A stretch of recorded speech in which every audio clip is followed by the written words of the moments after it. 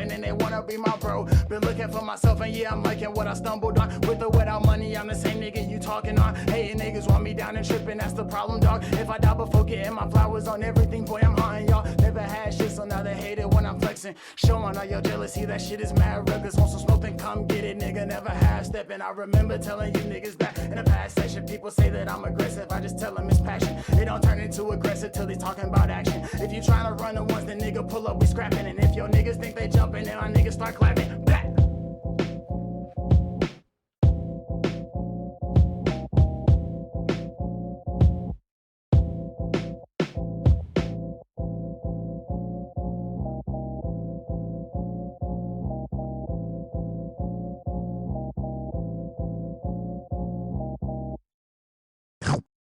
Oh, Blake. Hit it on. Yeah. Sxnsxi. Hit it on first try, mix it up right on the first try. She told me I was her first time, but really I know that's her first lie. Spend it and get it back first time. See everything from a bird's eye. Money calls blocked on a curse line. Pick that shit up on the first try, like first try, like your boy skating for braille. Yes, a nigga be moving too icy, my bars is too high, yeah, I got him from hell. Sippin' Moe till I'm leaving the trail, man, it's making me feel like a snail. Pulled up with slam on that nigga, he him with them niggas that always prevail. Turn this shit up to the maximum, turn a nigga to a pack or something. She pretty witty and her ass is plump, and shawty asked me to match or something. Young nigga slid with a passion, son. Twitter up in an orderly fashion. Blow it up back then I'm blasted. Catch hella hoes like I'm Ash or something. Smoking these blunts till I ash them done. I be that nigga, don't fuck with Swish. She a whole Oreo, so I might lick. A 6 a.m. slim tryna stack up them figs. Roll up some leaf, I get high till I hit. Cause niggas can't see me, they don't got no vision. First try, she caught in my caught on me just like a zip, but yeah. Hit it on first try, mix it up right on the first try. She told me I was her first time, but really I know that's her first lie. Spend it and get it back first time. See everything from a bird's eye. Money calls blocked on a curse line. Pick that shit up on the first try, like first try. Ay, she know I get it and stack it up just like the first of the month. She know my intentions, I said from the jump. Can't do no tripping, I seen this a bunch. Might act a little different when we get to sipping. Just let me get all in my zone. Just let me get you on your own. She fuck with the kid for a nigga was on. She fuck with a boss cause she know that I'm him. If life take a toss to these niggas switch up, I forever be slim. It's all in my DNA, no I can't switch up. Come pick your bitch up, I'm in her throat like a hiccup. The pack got a lock in the zipper. I need a scan or just a whip with a button. I press on it and the top flipper. I tell her, baby, this ain't my first time. She know I'm that nigga, she really in love. I'm the first. Got the worst time. Let it flow naturally, baby, cause I'm not the search type that I gotta go get it. Music fade out. I gotta do it manually. But yo, we're out here we're talking to Sxnsxi. We've been talking about everything but music so far. You know, video games, everything else. But you know, we're gonna get into it. We're gonna talk about some music. And first of all, I want to introduce this dude, Sxnsxi. He's also on Spotify as Lil Sxnsxi. You don't have to say the whole thing. It's not necessary. It's not necessary. But yeah, he's out here doing the thing. He's Fort Worth local rapper and has a dope style, dope energy, and you know, I'm welcoming him here. I hope you got vocals up. She said vocals up. I got you. Let me get them vocals up.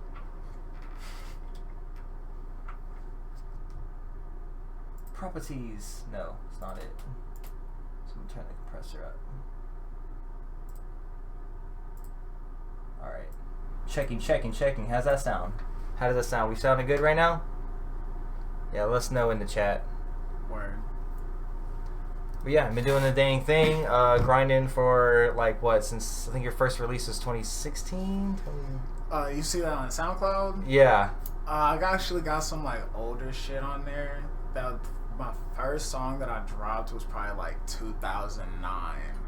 Oh shit, so Yeah. you were super young. Yeah. That's and dope. then like I kept writing, never really dropped shit after that. Like I would like write and then record and like listen to it and be like, nah.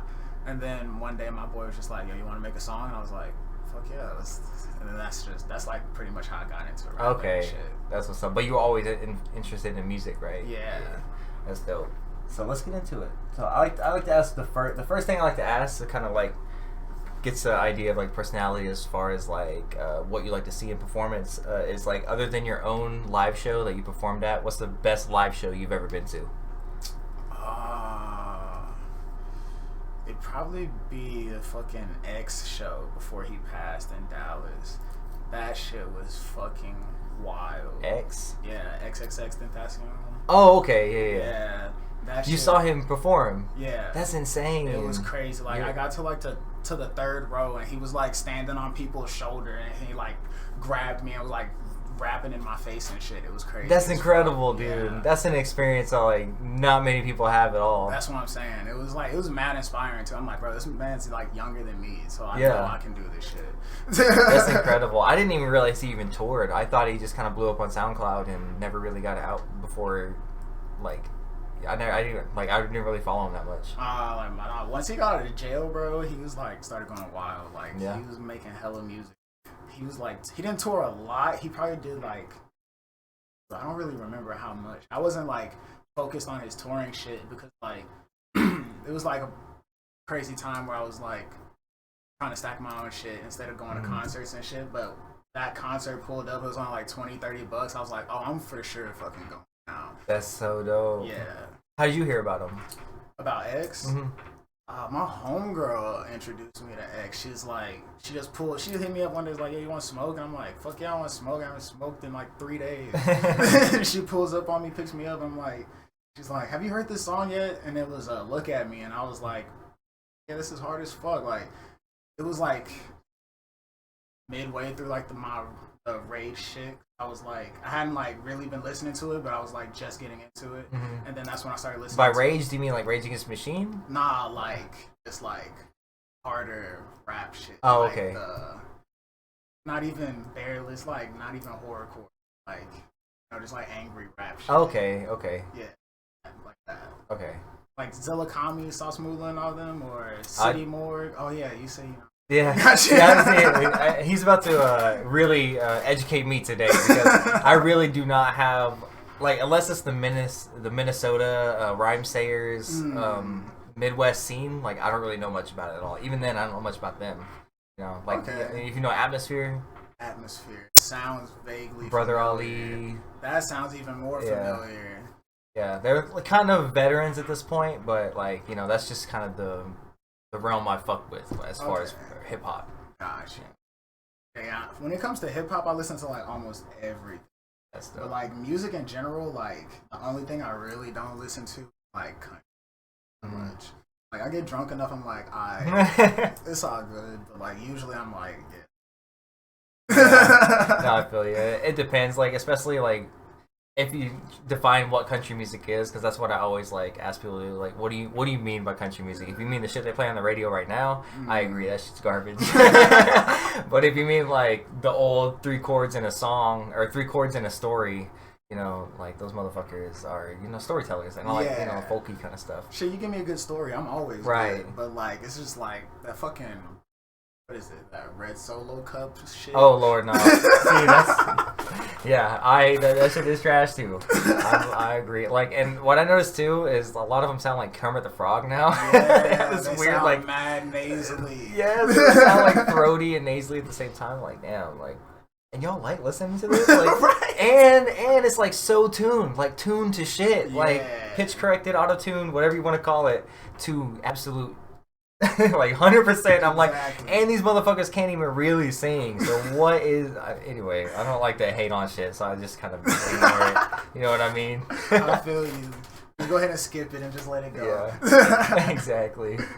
Yeah, that when the darker rap, like, really kind of heard like a little bit of emo rap and like things they call that. When that started popping up, I was like, dude, this is really crazy because, like, as far as like the genre that's been on top hip hop right now is like it's finally kind of exploded into all these different types of subgenres, which rock did, like years and years before, which is like it's really cool to see because you have so many different styles and voices and inspiration being drawn from all these types of places. Right. So like X, did he like influence you as far as your sound like that A little day bit, or yeah. before? Yeah, a little bit. Because, like, at the time, I wasn't really thinking about doing no, like, little kind of, like, angry rap shit. Like, because, like, I was doing my own version of it, but his was like I don't like scream and shit. Like, I don't know. I haven't figured out how to like teach myself how to do that. Yeah. Yet. So I just use what I can, which is like how like raspy my voice can. Yeah, I noticed that in I think your third or fourth track on what was it called? Sometimes I just don't feel like talking. Yeah. Wasn't the Juice freestyle? You might be talking about it's either or Gang. Cause there was another song like I think that one was on Sleeping on Gems. That's like when I really that was like one of the first songs that I had like some recently rage shit. Besides everybody. It's like with the really gritty vocals. Yeah. Yeah. Where it's like feel like guttural raspy shit. Yeah. Yeah, that shit. That's dope. It's a cool sound. Appreciate it. Yeah. I try shit. Because I'll be thinking like, I'll be out in public or whatever at home and I'm like listening to like System of a Down or some shit or like fucking Static X and I'm like trying to hit the sounds that they're making at my throat. I'm like, bro, what the fuck? I need some water. Exactly. So I just do what I can at that point. Yeah. So you always listen to like heavier metal and rock and stuff like that? Not always. Like, I grew up on like early 2000 shit. I'm a 97 baby. And my family, they listen to like all kinds of different like hip hop and like jazz and all this other shit. My dad actually liked country and I'm like, I don't know, like I don't fuck with it. Right. And then whenever I like started actually going over to homies' houses and like staying the night and listening to their music and shit, like my boy Shorty, he put me onto like a good portion of the rock music that I listen to. And it ranged from like scene shit to like emo shit to heavy metal shit, like that's hair crazy. Like 80s metal shit, like so just anything. Yeah. That's crazy. So what was like what was the first thing he showed you that you were like, okay?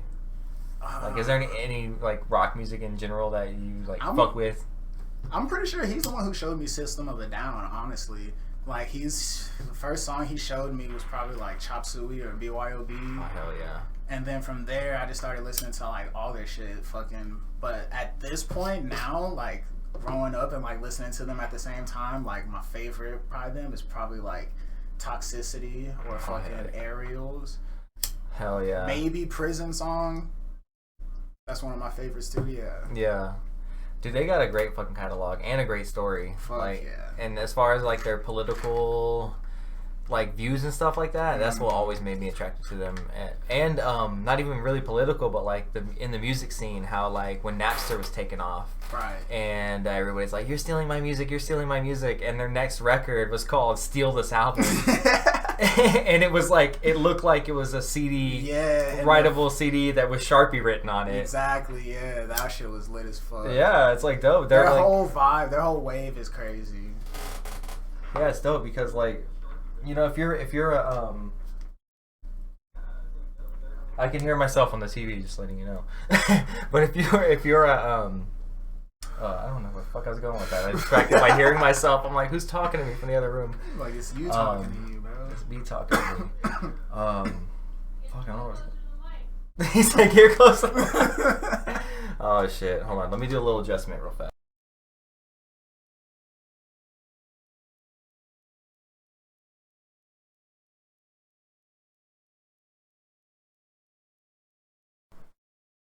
Alright, that's not going to be distracting at all, right? Here, let me pull the... White ball and... Oh, I remember what I was saying now. So if you're a fucking artist that's creating music, right, you want people to hear that music. Like, is it really so important to you that you get money for it? You know what I'm saying? Especially these bands that were like Metallica was like a famous one, that were advocating against Napster, whatever it's called, Napster. Yeah, Napster and LimeWire and all that yeah, shit. it's like, don't you want people to hear your music? Because it's like really free advertising. Regardless of how they get. Because like you've already made like so much fucking money off of it. Mm-hmm. And even then, like the way Ticketmaster works and record labels, how, you know, right back in the day, like 90s for instance, like they sell a CD for $10. The band actually gets $1 for the CD. $9 goes to the record label. Right. Same thing with streaming now. Like we get 0.003. Yeah. Well, a third of a penny. Yeah. A third. 0.00. Yeah. 0.003 of a dollar for a one stream, all that money's going to the record labels and the big budgets. Whoever owns Spotify, I don't even remember his name, Daniel something. So yeah, the most of our money is made from merch, ticket sale, or like even kind of ticket sales, but door money, and stuff like that. So like, you really shouldn't be complaining about people listening to your music because at least they're listening to it. Right, and you got like shit to help you out. We gotta do shit like independent. Yeah, right. And that's why independent has been more successful than ever, you know, since like the rise of like streaming services or social media, like with SoundCloud and X, you know, and nameless other people who have blown up on SoundCloud and TikTok. So if you make it good, if you know, it's like the Field of Dreams. If you build it, they will come. You know? Exactly. So you just keep grinding, put yourself out there. Like eventually, you're gonna find that audience that resonates, and if they want to hear it, that's what the goal should be. That people want to hear you, and not that I made money from this thing. Right. I feel like that's why I've been making music for so long too. Like people, like once people started like actually like seeing what was up, and I was like, okay, I'm actually about to do some shit. Let me just like stack some bread and put it towards the fucking music, and I'll actually go somewhere. Hell yeah. Because it's not like a whole, you gotta pay to play thing, but you gotta believe in yourself and fund yourself before anybody's gonna do anything for you. Exactly. Yeah, no one's gonna do the work for you. So when you first started like making or like putting out your more serious music, where were we getting the beats? Like when I first started putting it like on streaming shits. Yeah, or whatever. Like whenever like started taking it seriously. I really started taking it seriously like when I was like in high school. But at that time, it was like I was only releasing on SoundCloud and YouTube and shit. But at that time, I was low-key stealing beats from fucking YouTube and shit. Okay. So I was like, fuck it, I really don't give a shit. I'll figure it out later type shit. And then a lot of my homies, well, not even a lot, but like a good handful of my homies started making beats and shit. So I started getting beats from them. And they're like experimenting, like, shooting random shit to my email. And I'm like, all right, I'll fuck with this. I'll take this. I'll take that one. I don't really fuck with that one. It's still dope though type shit. But like, that's really when I actually started being real serious about it, because then I stopped uploading on a SoundCloud, because like that whole era of motherfuckers like, oh, where you on? I'm like, I'm on SoundCloud. I'm like, they're like, I don't want to have to download a whole app. Yeah. I'm like, it takes 2 seconds, bro. Yeah, for real. Yeah, I never really fucked with SoundCloud, honestly. Like I put my shit on there for a long time. I just had like this one demo that was only on SoundCloud, and then like my first song, and then I had like a couple songs from my albums, but it was like 7 out of like 30 songs I had. So I was like, you know what, maybe I should, just in case, just throw more shit on here. So my most recent record I put entirely on SoundCloud. Okay. And then I update it every now and then, but it's definitely not my main service. Exactly. Like I low key, like I will release certain singles on SoundCloud, but like say like if I'm releasing a mixtape, an EP, an album or something, this all is strictly on all platforms. Yeah. It's like it's not gonna be on SoundCloud because like that's the shit that's like actually me. Like all original is like purely like me, the squad, and like effort put into it type shit. Like you never heard this fucking beat before. Yeah, exactly. Yeah, I noticed your beats are really dope, and I was gonna ask if you knew the people that made them. So that record, did everybody everybody that made those beats on Sometimes I Just Don't Feel Like Talking? Yeah, I knew everybody who made those beats. That's so sick, dude. Because those beats were like, I was like, these definitely aren't some downloaded off YouTube beats. No, because I wouldn't be able to find those if I tried. Like, what would you even like describe it as? Like, there's no type beat for it. Yeah, exactly. There isn't. It was really cool because it's like, it's not like sample based. It's all like completely MIDI. I'm assuming MIDI or some type of programming. Really cool beats, dude. Like, thank you, Payne. Sounds good now. Classical Flats. I didn't even hear it. Like, I wasn't even paying attention to the chat for a minute. Toxicity is a really good song though, for real. Hell yeah. Yeah, fucking alright, yeah, I don't even remember I lost track of what I was talking about. That's what the blunt is for. So yeah, X, you went to see him, and what year was that? 2009? Is that what you said? Nah, No, that's just when I like first started like rapping. When I first like dropped my first song type shit.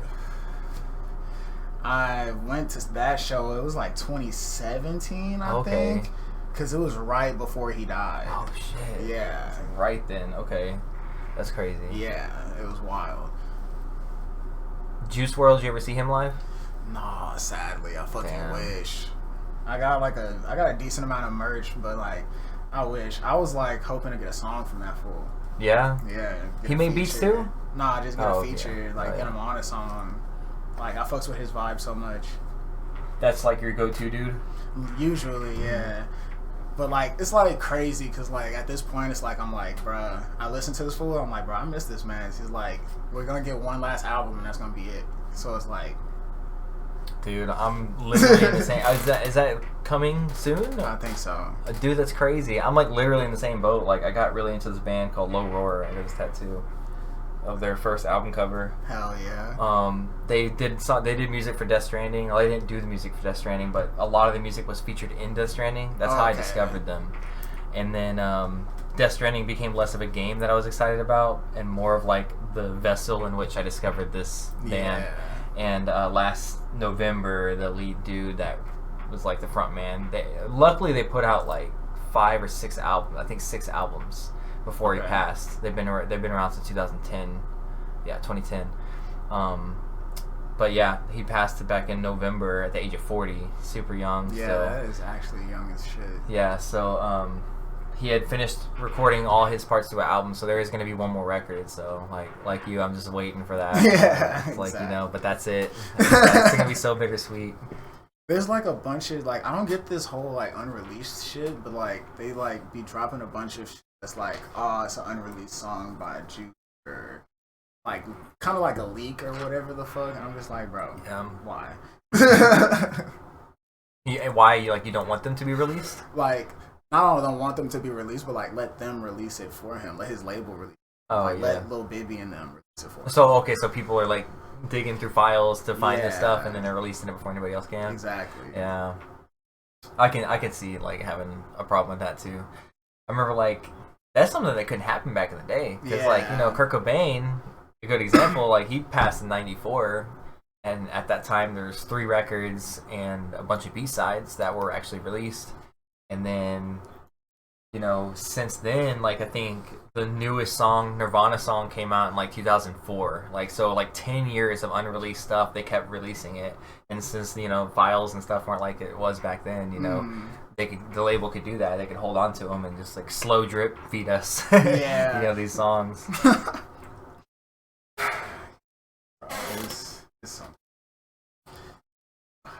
But it's cool, we're lucky that they recorded so much that there's more to release, Yeah, that is true. Like, it's like, it kind of pains, but at least at the same time, like, at least. Yeah. So, he's still gonna live on either way. Exactly. Yeah, so Juice WRLD, what's like your favorite record? My Juice? Fuck, there's so many. How many records does he have? You mean like album? Yeah. Probably Buying Good Riddance. That's like the one I found him on. Okay. I was like going through like mad depression and shit. Like that was like the perfect time. Oh, word. So is like more of a sad album or more of like a uplifting album? It's like it cascades into uplifting. Oh, okay. Like a triumphant by the end. Yeah. That's dope. At least that's how I took it anyways, because like art is like perceptual and shit. So that's how I took it, because it was like, oh, this bitch hurt me. I'm feeling some type of way about it. I'm not feeling some type of way about it, but it's still fuck you type shit. And then it's like, you see me doing all this shit, making all this money, now you want to be sure. But it's still fuck you. So. Is that the same? Are you referencing people specific? And is that the same people you're referencing? And is that freestyle? The Juice freestyle? Yeah.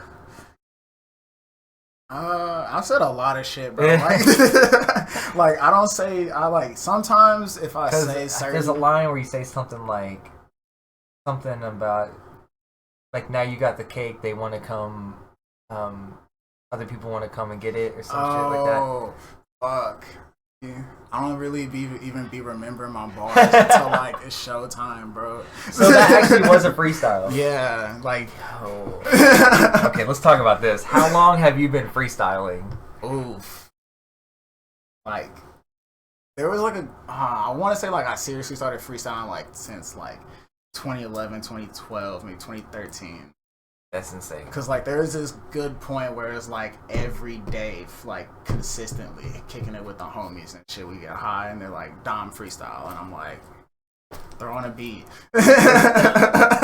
Somebody throwing a beat, or like my boy Shorty a beatbox or some shit, and then we just start spitting. That's so dope. And then I got other people like around me that spit too. So it's like not just me, but like when they run out of bars, I'm just like, I'm like, all right, cool. It's like I stopped freestyling like that much because I started focusing more on like constructing my music and my sound the more like better. But like I still be freestyling and shit. Yeah, that's dope as fuck, dude. That's like a skill that I've never cultivated.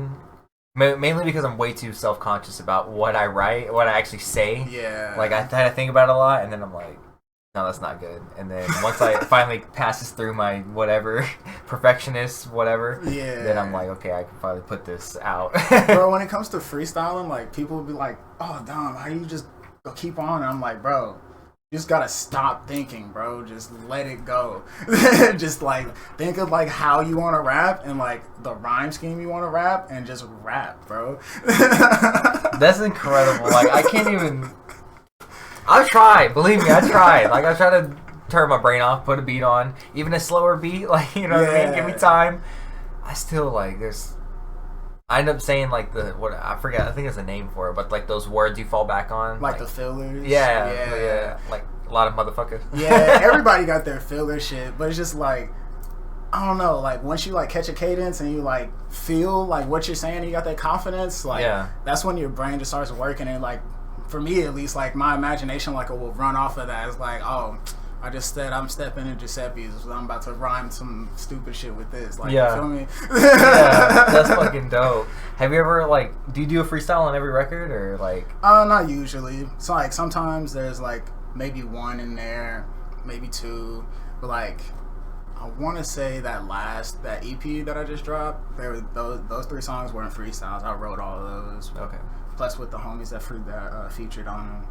And then low-key, some of the songs that like I constructed on that album before kind of were formed out of like random bars sometimes, so it was just like it just became something like pretty fucking dope. Okay, so like freestyle turned into lyrics. Yeah, that's dope. So it's like once I like went through and like just deconstructed everything and like rewrote it, that's what that's it came dope. to be. Okay.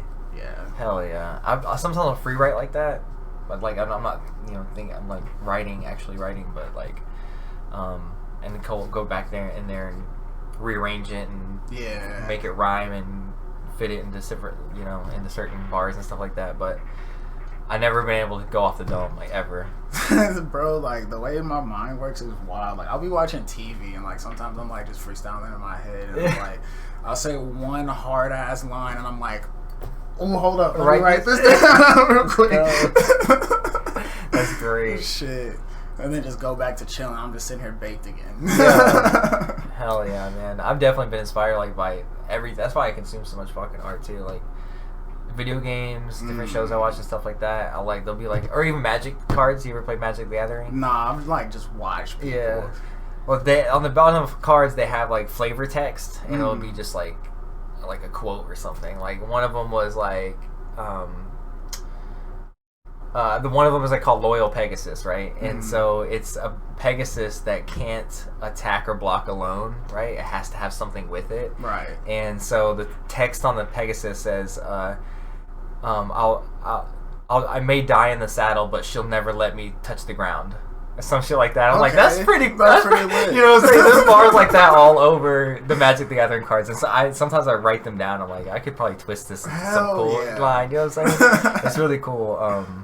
Yeah, so I'll get inspired by anything. I'm always got like what I call songwriting ears on. You know what I mean? Like even when I'm out on the doing nothing, like when we drove for like 13 hours the other day, I'll just be staring out the window just watching trees go by, you know what I mean? And I'll just be thinking just stupid shit, or just like, has anyone ever stood in that exact spot right there? You know, you know, it's like just in the bumfuck nowhere. Yeah, just stuff like that. And then like I a long time ago, it's in a song that we released. I thought of the line, "The window is my TV set," because literally looking out the window, you know what I mean? So and I kind of wrote off of that, but. You know, I've never been a freestyle. Like, that's just, it just blows my mind. Like, Mike can do it really well, too.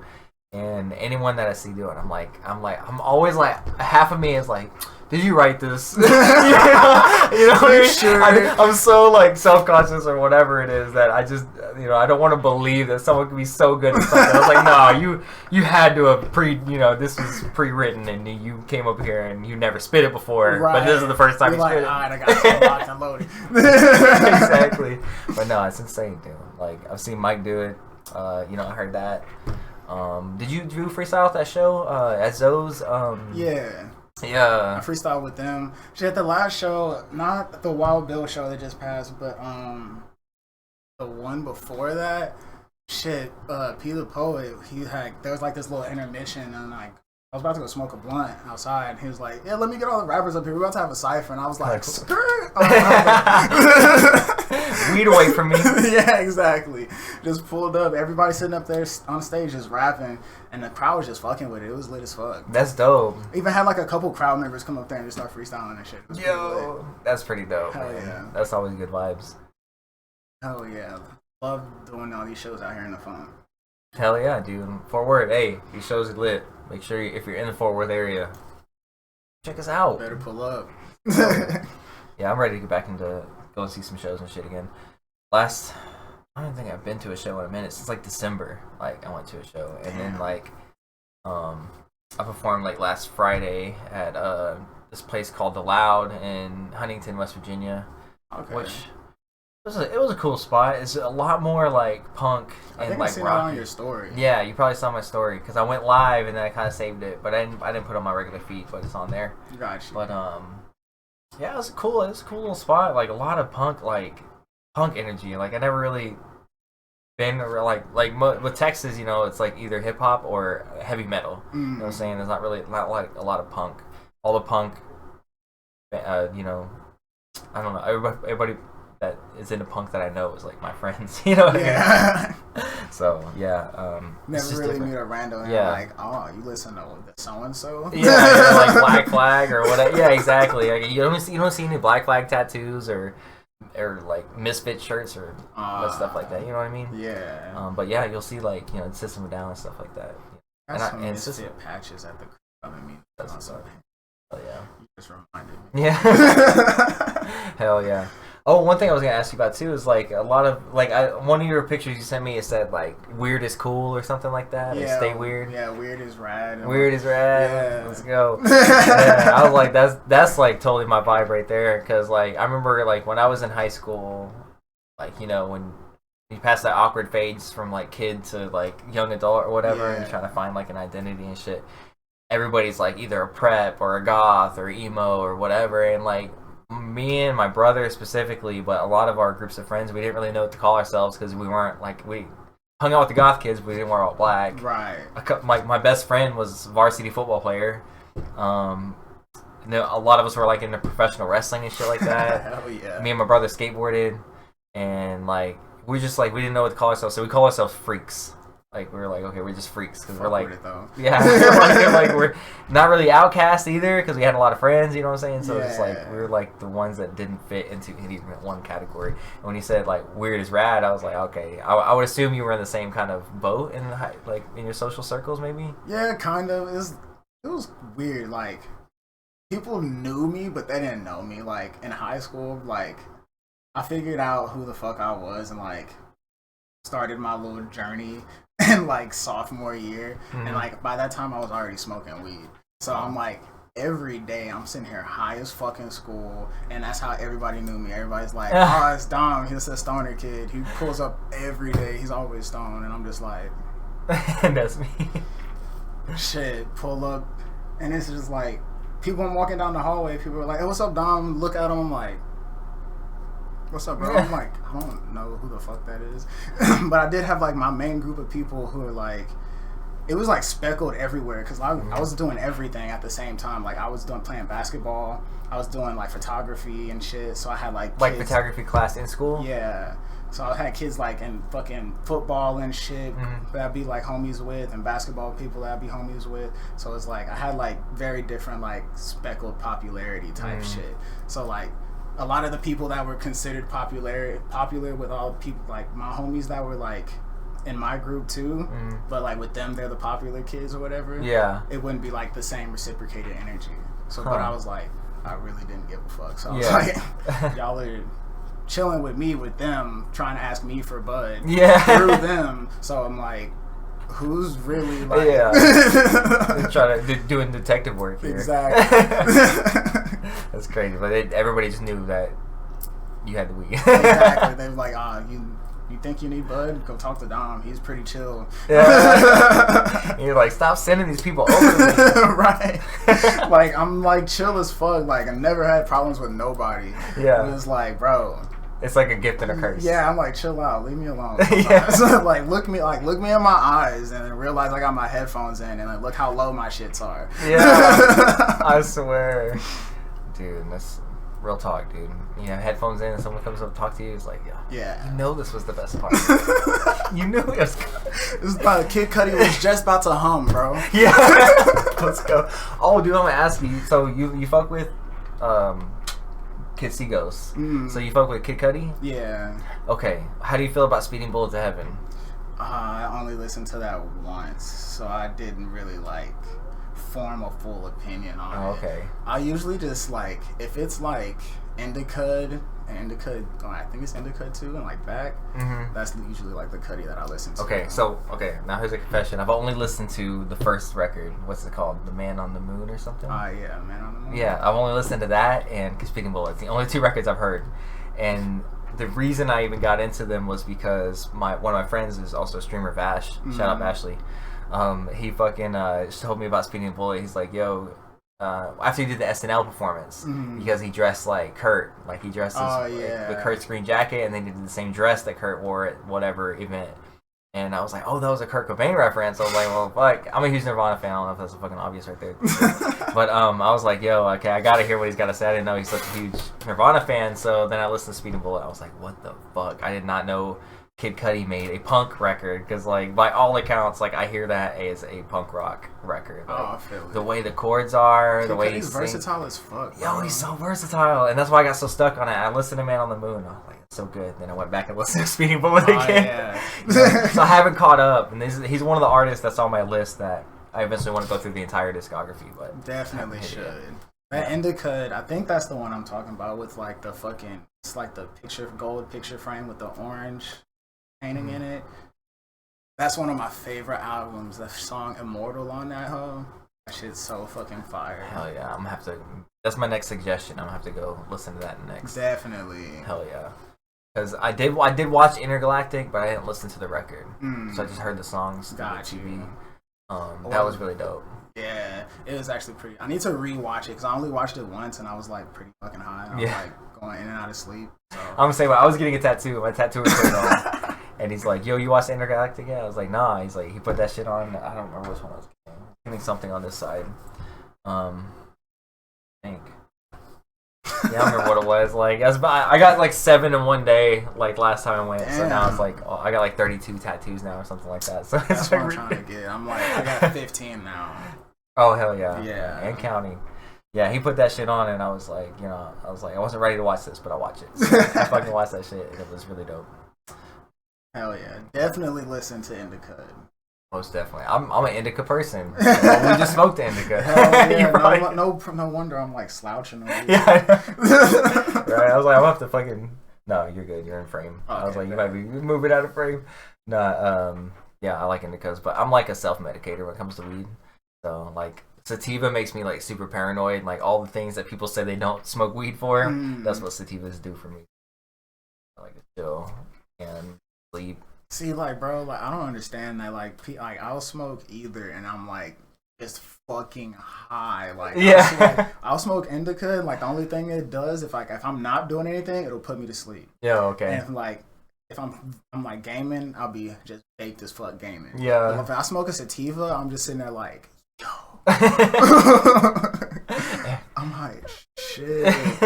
Playing God of War, like, yo, I'm trying to evade, and I'm like hitting the wrong buttons and shit. Hell yeah.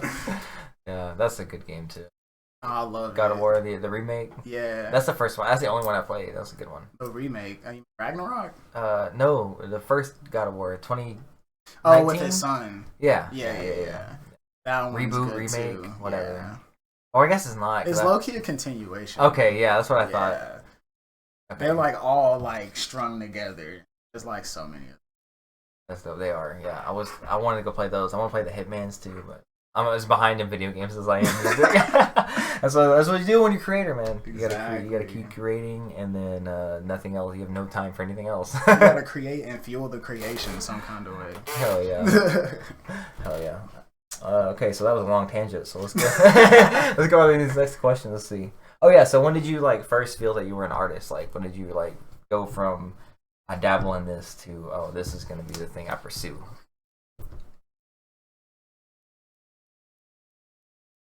I really don't know when I've solidly made the decision. Like I said, my homie hit me up and he's like, "You want to make a song?" And I was like, "Yeah, fuck it." We pulled up, made a song, and people were like, "Hey, yo, that shit's hard." Da da da, bro. I was like 13. I was like, I don't know what the fuck I was saying. Yeah. But I was like, "Oh, you fuck with it? Let me go ahead and keep writing then." Yeah. And then like I dropped a song in high school along with a music video. And a lot of people, that's when like everybody started like to actually know who the fuck I was. Oh, okay. Like once I dropped that shit and they seen like my face, and they're like, "That's fucking Dom." Yeah. And I'm like, yeah. Like they're like, "You rap, da da da da da, that's dope." I'm like, "Okay, word, that's lit." And I was like, pretty fucking lit. And like I always like wanted to do something with music. I just didn't know I would be like a rapper until like my homeboy like put a fucking microphone in front of my face. That's dope. And that's a good friend to have, dude. Yeah, it was pretty dope. Sat there and wrote for like a whole day. It was stupid. Like that's How many songs did you do on that first day? One. Just one. Yeah. Oh damn. Like a whole like 12 hours of writing, bro. God damn. When I tell you, I was thinking so hard. Oh, just overthinking? Yeah. But it's like I was trying to like do some shit that like wasn't me. That's what it was. So I was like severely overthinking it. You're trying to be the rapper that you thought people wanted you to be. Yeah. But it's like people fucked with it and they were like, I think it was like, "Oh, I see potential in him. He could do something." But not like this song is dope as fuck. You about to blow up type shit. Like, yeah. But like it's like little shit like that. That's like what fueled me to actually like be a rapper. So then when you started discovering like the music you really got into, that's when you kind of changed your style, or? Like my style just kind of evolved over time, over like shit that I was going through. Cause it was like my shit's been like on a roller coaster, bro. Like for a while. So like, so it started off as like really hard. Yeah. Was it like a nosedive, or did you gradually? No, it actually started off pretty decent, and then like it's like one thing hit, and then it just like started crashing, and then I like hit a come up, and then it crashed again. It's like hit another come up, get to where I was, and then crash again. Oh, okay. So it's like separate shit throughout different time spans. Like I've lost so many mixtapes that could have gotten me so many views, bro. Like really? Yeah, it's like stolen phones, broken phones, drowned phones, burned fucking journals, bro. Oh, that sucks. Yeah. Damn, what happened? Like, how did Journal get burned? I want to say it was like a mad ex, and she was like real mad about some bullshit. I forget, bro. This Damn, like she took it out on the art? They know that's the only thing we be caring about sometimes when we get in the zone, and then she's like, "Oh, fuck me, fuck you, nigga." Oh, man, that's so devastating, man. It'd be like that. People act out of emotion sometimes, and it'd be like that. Yeah.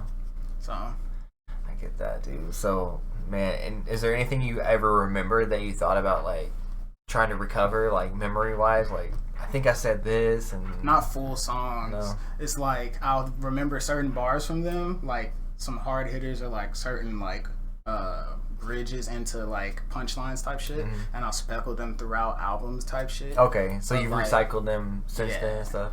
Like a good, like not even a good portion. I will say a quarter of the songs that I've lost, I've probably recycled like bits and pieces of.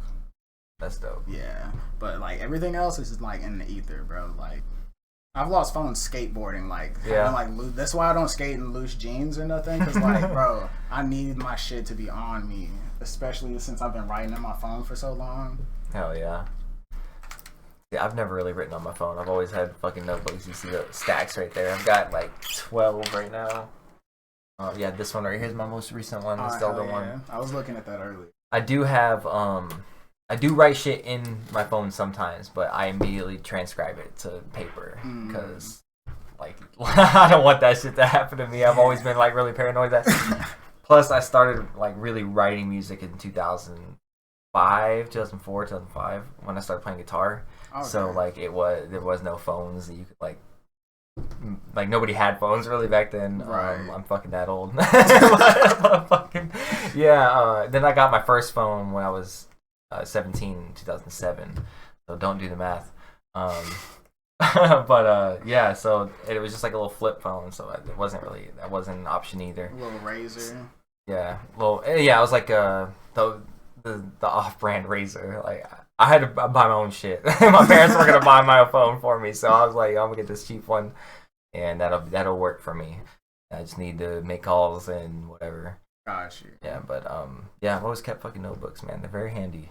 But on the other hand, like the reason I habitually keep them, I explained, I think in the one with Mike, in the episode with Mike, is because like whenever I was like 16, I think I had a bag. I had like some of my first drawings and songs and stuff. We were skateboarding, and then I just left that shit. We were at the spot, and then we went back to my brother's girlfriend's house, and then I was like, oh shit, I forgot my bag. Went back and it was gone. Yeah. Never figured out how, like, where it went, like how someone picked it up so fast. Yeah. Way that far away.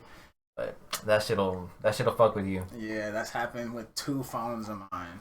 I'm like, bro. Were they like stacked? Did you have a shitload of work in there? Oh yeah, like I had like at least like an album and a half in one. And I know I had like 3 finished albums in the other. But like for some reason I just like holding that. And, like, just lyrics, right? Yeah. Oh man. And I'm pretty sure like most of the beats were in there too. But it's like I had them downloaded. And it's like in an email I can't get it. Oh fuck. Yeah. I've had that problem too. And like, bro, we were like down the street and my phone has a fucking lock on it. I'm like, if I pick up a phone and see there's a lock on it, I'm like, I'm either gonna take this to Walmart and sell it, or I'm about to just put it back on the ground because it's too much work. Exactly. So why? I mean, unless you did that, bro, why you take my phone? that's devastating. You still skate? On and off, yeah. I'm the same way. Oh, I don't have a board, so really off right now. Shit, I just skated at the skate park not too long ago, like a day. Oh yeah, we gotta go skate together. Hell yeah, I'm down. I gotta get my board, but Go Skateboarding Day is coming up, June 21st. Oh hell yeah, Go Skate Day. So I'm gonna try to skate then. I want to get a board before then, and I also gotta get some new shoes because I got some half cabs, but they're my show shoes. You know, I like to keep them looking good. You know, for performance. I low key be skating in any kind of shoe. I'm not gonna lie. Really? Like I used to skate in Converse all the time. Oh shit, that's too uncomfortable. Nah, bro. Like I'm kind of flat-footed, so it like works for me. Okay, if it works. Another thing is like Converse are kind of thin, you know, because they're not meant to be skating in, so I can see them tearing up real fast with grip tape. Oh, definitely. Like the fucking bottom part of the lace by the toe, yep. I like had like 2 fucking bows tied in that shit. That's so funny, dude. I went and zip tied some of my shit back in the day. Like as soon as that shit snapped, you know, like the lace wears down and just snaps. I just zip tie it. Hell yeah, it works. Whatever gets the job done. I got some shoe glue now, so it's all good. Oh, I gotta get some of that. So when I go and get my board, I'm gonna get some shoe glue. I'm gonna get some grip gum.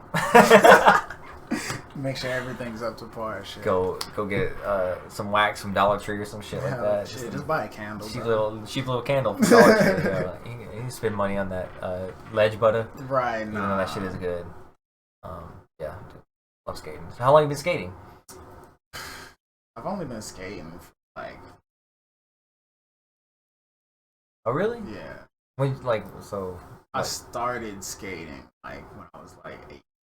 okay. I stopped for like a good amount of time, and then I just picked it back up again. Oh, that's what's up. So how was your progression? Like, did you feel like, oh, I'm gonna go pro at any point? Oh Or? hell no! this is transportation. This is exercise, and like I'm actually like decent. So it's like it actually was pretty fun because like I wasn't like a fucking vert dude or like I wasn't like on boxes or none of that shit. Like I can board slide some rails and shit. I've hit a fucking Smith a couple times. But like I'm really like a set or a gap person. Oh hell yeah! So like I'll be hitting like some 5s. Like the most set, the highest set I've hit was like a 8 or a 9. Yo, that's crazy. Yeah. My biggest set I've ever hit was a 5. So 5. Veterans Park. Oh okay. That one. I think the highest one I hit besides that one was like a 4 or an 8. Yeah. I think I just said 8. I'm high. Yeah, it's cool. Dude, I was always a big gap person too, or like ollieing off a high shit. Yeah. I love grass gaps and shit. Yep. Yeah. Like, you ever skated like Lisa's Fried Chicken over there by the middle school? Nah, I haven't got the chance to skate like over here on the streets yet. Oh, okay. I'm usually like, you know where Western Center is? Yeah, okay, yeah. Like, there's that McDonald's right there. Mhm. If you go like behind there, there's like a fucking 4 set to a 2 set. Oh, that's sick. Okay. Yeah. I can hit that. Yeah, it's lit as fuck. That's dope. That's where I landed my first heel flip. Nice. Yeah. Down the set? Down the 2 set, yeah. Down the 2? Nice. I fucking sprained my ankle the first try though. Oh. So. I think I snapped my fucking one of my phalanges on my foot. I think that's what it's called. But like the long bones that connect before your toe, you know what I'm saying? Yeah, that's like all separate bones. I think I snapped that bitch on a tray flip at Wells Fargo right here. Ah, bro. Because that shit swelled up really bad. I never went to the doctor, but it swelled up really bad. I couldn't walk at all. I called in the next day and everything, and never landed a tray. To this day, I've never landed a tray flip. It's like, It's just PTSD on straight up. I was so close to, and I felt like I was gonna get it that day. But anyways, yeah. Other than that, the best thing I've ever done is kick flip the 3 set, which is at these apartments down here too. Word. Yeah. I want to say I ollied that 8 or 9 because like I didn't do nothing serious. Like, but like the best trick that I've done is probably like a fakie heel. Nice. But I also love the fakie 3 shove too. Oh, nice. Yeah, because I can like easily turn that into like a fakie big. Yeah, exactly. Turn around. Yeah, dude, my friend Heather, she would always do like some types of big spins. Like, she would always be on a fakie big spin or just a straight up backside big spin. Yeah. And she was like killer. She had them on lock. And she was really good at skating like mini ramp. Like, she'd be going up. Hell yeah. Axel stall, rock and roll, rock to fakie, Yeah. all this type of shit. I'm like, dude, like, how'd you get so good so fast? At all. Yeah, there was one moment like when I could drop in on like a 6 foot mini ramp. It's probably the highest I could probably drop in. I can drop in. That's probably it. Yeah, but like going up and doing all the types of stalls, I could do like rock and roll, rock to fakie, and I was like doing axle stalls and stuff for like a minute. But like I stopped skating at the skate park and I was doing more street stuff, hitting ledges and stuff. Yeah. And just lost all that one day, and I was like, yeah. And that just like really kind of stopped skating, and like music took over and everything. So Exactly. yeah, Heather was great. We used to go skate. Like, Heather was my best friend from like 12 to like when I was 12. That's kind of like how we met. It's like in middle school, and we started skating together. And she would come over to our house and at like 5 in the morning, knock on our door and be like, "Hey, like let's go skate." And before school, and then we'd skate from like 5 to whatever time school opened, like to 8 or whatever, at this church, and we hear the bell ring, and then the tardy bell ring. I think there's like 2 bells and then a tardy bell or something like that, and then we hear the 3rd one, and we're like, all right, I guess we better go. We fucking go to class. Too late. Yeah, we go to class. Why are you late? We're like, couldn't get a ride or some bullshit like that. I used to skate to school all the time. Um, Honestly, like I got like a lot of my practice like skating with like transportation. Like once I would like try it out at the park and like I landed one time, I tried just like casually cruising down the street like, oh fuck, there's a manhole right there. Let me try to 3 shove this. yeah. Hell yeah. And that's like really where like most of my practice came from. It was crazy. That's dope. Yeah, like mostly what I pretty much only do now is like bomb hills, skate down the street, you know, transportation, like you said. And yeah, I like to pick up a lot of speed too, like get down to the pavement, you know, feel like really old school kind of way, hitting like banks. That shit, bro. Really? I can bomb certain hills, but like my trucks, the way I skate, is not super set loose up for that. Yeah, I skate pretty loose. Like once I land, it's like if I don't catch it immediately and land, it's like, and I landed on it after it like hits the ground, my ankles are just like. Oh shit! Talking about some wheel bite. Yeah. So like if I don't catch it, like that's how I skate. Like I'm a catcher. I can't like float into that shit. Oh, okay. Yeah. Hell yeah, dude. Yeah, because if they're tight, you definitely have to fucking like be on it. Otherwise, you're gonna like like lose control of it.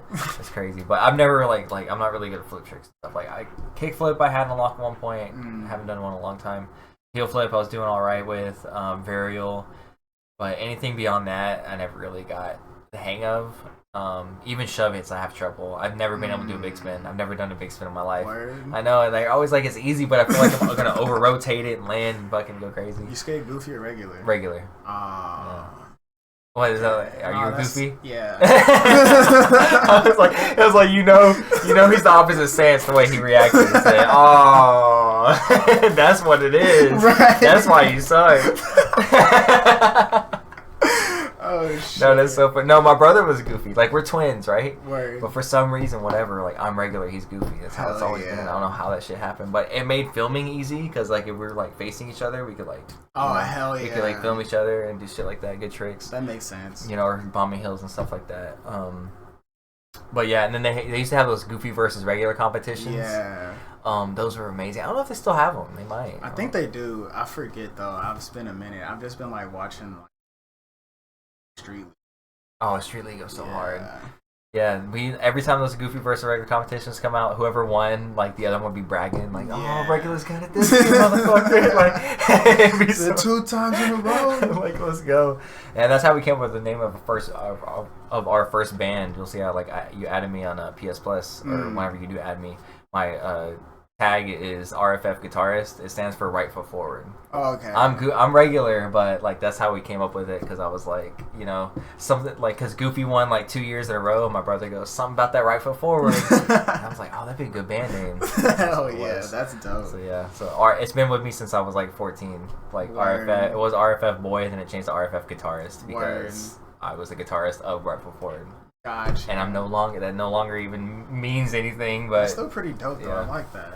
Oh yeah, it followed me from like it was a school email, and I used it for Xbox Live. Then I came over to PlayStation, had it ever since. You know, it's just one of those things that always followed me. Yep. Yeah, skateboarding, dude, all day, every day. Did you play games like the skate, Tony Hawk Pro Skater? I played all the skates. I got what's that shit that's out right now? Session? Skater XL? That one. Yeah. I got that one. Not what I thought it was going to be, but it's still pretty decent. Yeah, because you have to use the triggers and to both turn. Analogs. Yeah, and left foot, right foot. Yeah.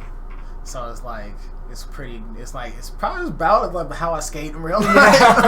I can imagine. Yeah, like just maybe a level or two higher because like I done got the hang of it. But like once they put me in Switch, I'm like, fuck. I should have started skating Switch, bro. I didn't even think about that. You're like, oh, dude, that's why I haven't bought it yet because I don't want to like deal with the learning curve, and they're working on Skate right now. Exactly. So I'm like, yeah, they fucking duped me. Like I thought that was Skate 4, honestly. Oh, you did? Yeah. Oh shit. I was like, is this Skate 4? Got into it, and I was like, this is not Skate 4. I'm impressed. What I like about I don't know if it's that one or Session, but one of them, I think they're both generally the same way, left foot, right foot, and then you turn like this. But they have it like there's no like points or. Oh yeah, there's like nothing. It's just like free roaming. You skate. Yeah, and is there a Love Park in that one in XO? I think so. It's been a while. Like since some I famous played spots, Brooklyn Banks. There's like some schools. There's like a mega park. There's like New York streets. There's some decent shit. Okay, so yeah, they don't have like any point system, so like encourages you to skate more like real life, where it's like you just chill. No, not really. But I don't know. I haven't played it yet because I just didn't want to spend the money. Yeah, you can like skate with homies, I think, but like nobody I know has it, so I'm like, there's no point. She with the hydrate. Oh, see pop up. I do have cotton mouth. Thank you for that. You know, we have to stay hydrated up in this bitch. For real. All right, so see, just gonna ask something. I'm gonna ask something kind of like this. But what's your favorite feature collaborator that you've had on a track?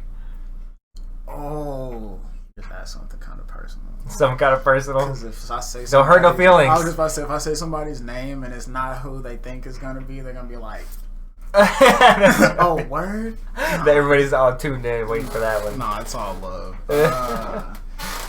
My favorite, like that I've worked with. Mm-hmm. Okay, or maybe even just like a favorite verse of someone's that, like, you know that this person brought it on this verse right here, and added exactly what this song that you made needed. You know.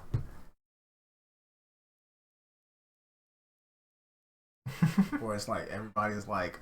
Well, you can, if you want, you can just rattle them all and say exactly how they fit into the song, and you know, like, or what each collaborator did best, their best work. There was one time I got this song called "Faded." That's on all platforms.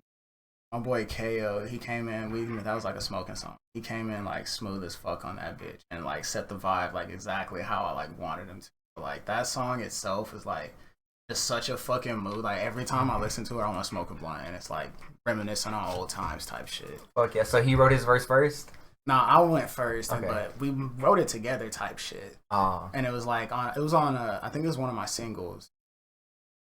I think I did put it on the album on SoundCloud, but I like dismantled that whole album and like just released certain songs as singles.